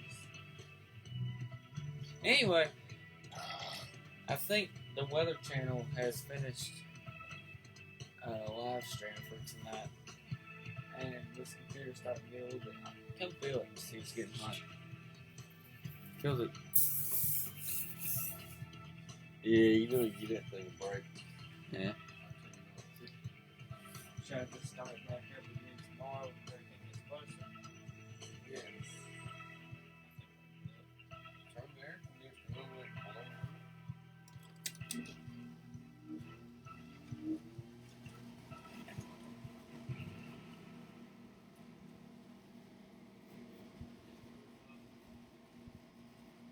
Welcome back. We are tracking Hurricane Dorian, and even as the storm slows its pace, Floridians are lining up to get essential supplies, including groceries and gasoline. We're looking live now at Lauderdale by the Sea, a Category 4 storm. You're seeing some of the preps on the lower right side of your screen, and the current stats for this monster of a hurricane. Not quite a complete buzzsaw, if you will. It's not totally symmetrical yet, although that center core with the eye is, and that is what is helping to kind of tank these pressures, really rapidly intensify this storm, and the wind speeds are responding to that lowering pressure and coming up dramatically. I don't think we're necessarily done with this climb to the wind speed yet either. So what we know now is that, well, let's face it, the Bahamas are closer to the storm than, say, the mainland United States. So we already have hurricane warnings up in the northern side of the Bahamas. A risk of life-threatening hurricane-force winds and storm surge continues for the Florida East Coast. We know that there is that chance that it could go just off the coast, or could be right on the coast still, or just a little bit inland. All of these are still likely possibilities. It's impossible to completely eliminate any of them. So you have to prepare for that worst case scenario of a massive hurricane coming right up the coastline. And as it does so, it will be slowing down, which means all the impacts get worse. The freshwater flooding from the rain gets worse. You see this forecast, and again, these numbers for Saturday early morning, Saturday afternoon, likely underdone because we're already at 130 miles per hour. So down the road, will these numbers go up as well? We'll be looking at anything above 140 as it's knocking on the doorstep of the coastline. Maybe, right? That is a frightening thought, but we'll have to see what happens at 11 o'clock. As for when preparations need to be done, it has to be done before the tropical storm force winds arrive.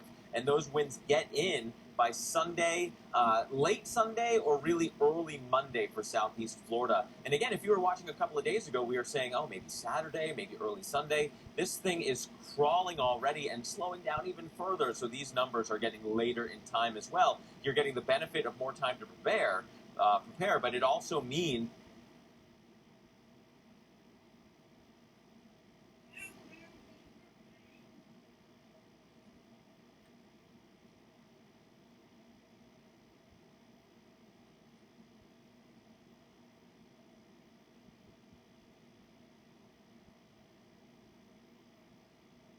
coastline, and as evidenced by the USGFS, just a little wiggle in that could mean just catastrophic impacts from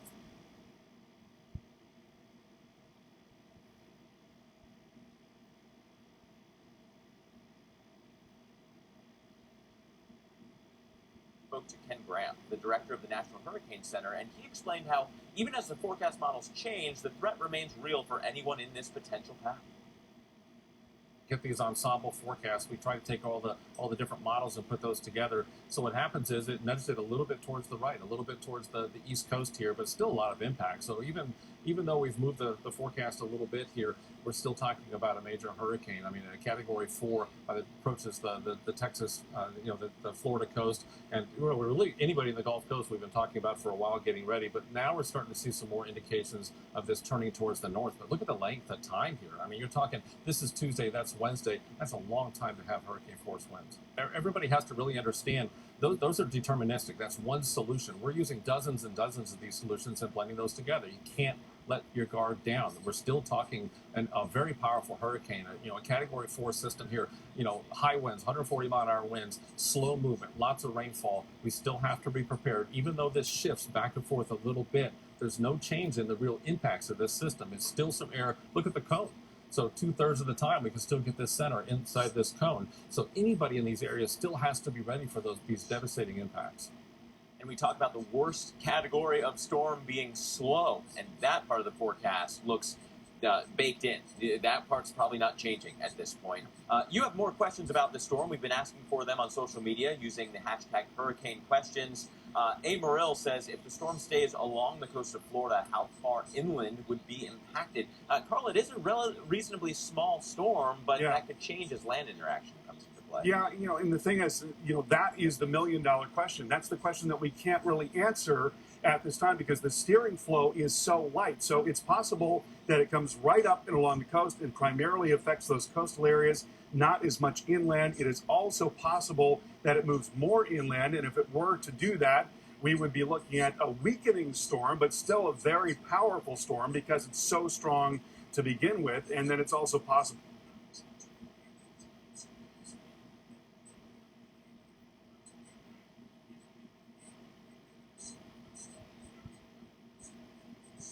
wiped out on a global scale model is nothing.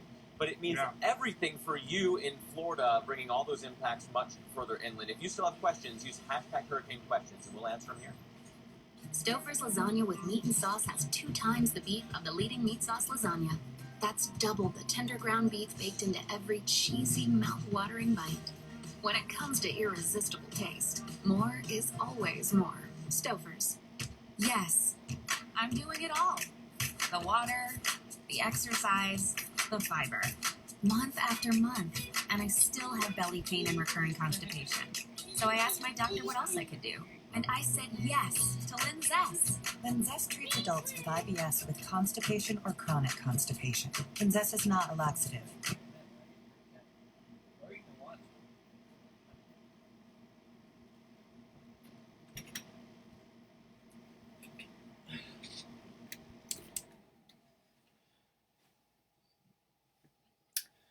Okay, you guys, I hate to inform you, but I'm going to be stopping the stream for today because this computer gets very hot, and I don't want to leave it on overnight. So I will be starting the stream back up tomorrow morning as soon as I get up, so y'all can have further more hurricane coverage. So I hope y'all understand. I appreciate y'all watching, and I really do appreciate it. It really does mean a lot to me that y'all come out and watch these streams and things of that nature. So, thank you guys for watching, and I'll see y'all later. Bye.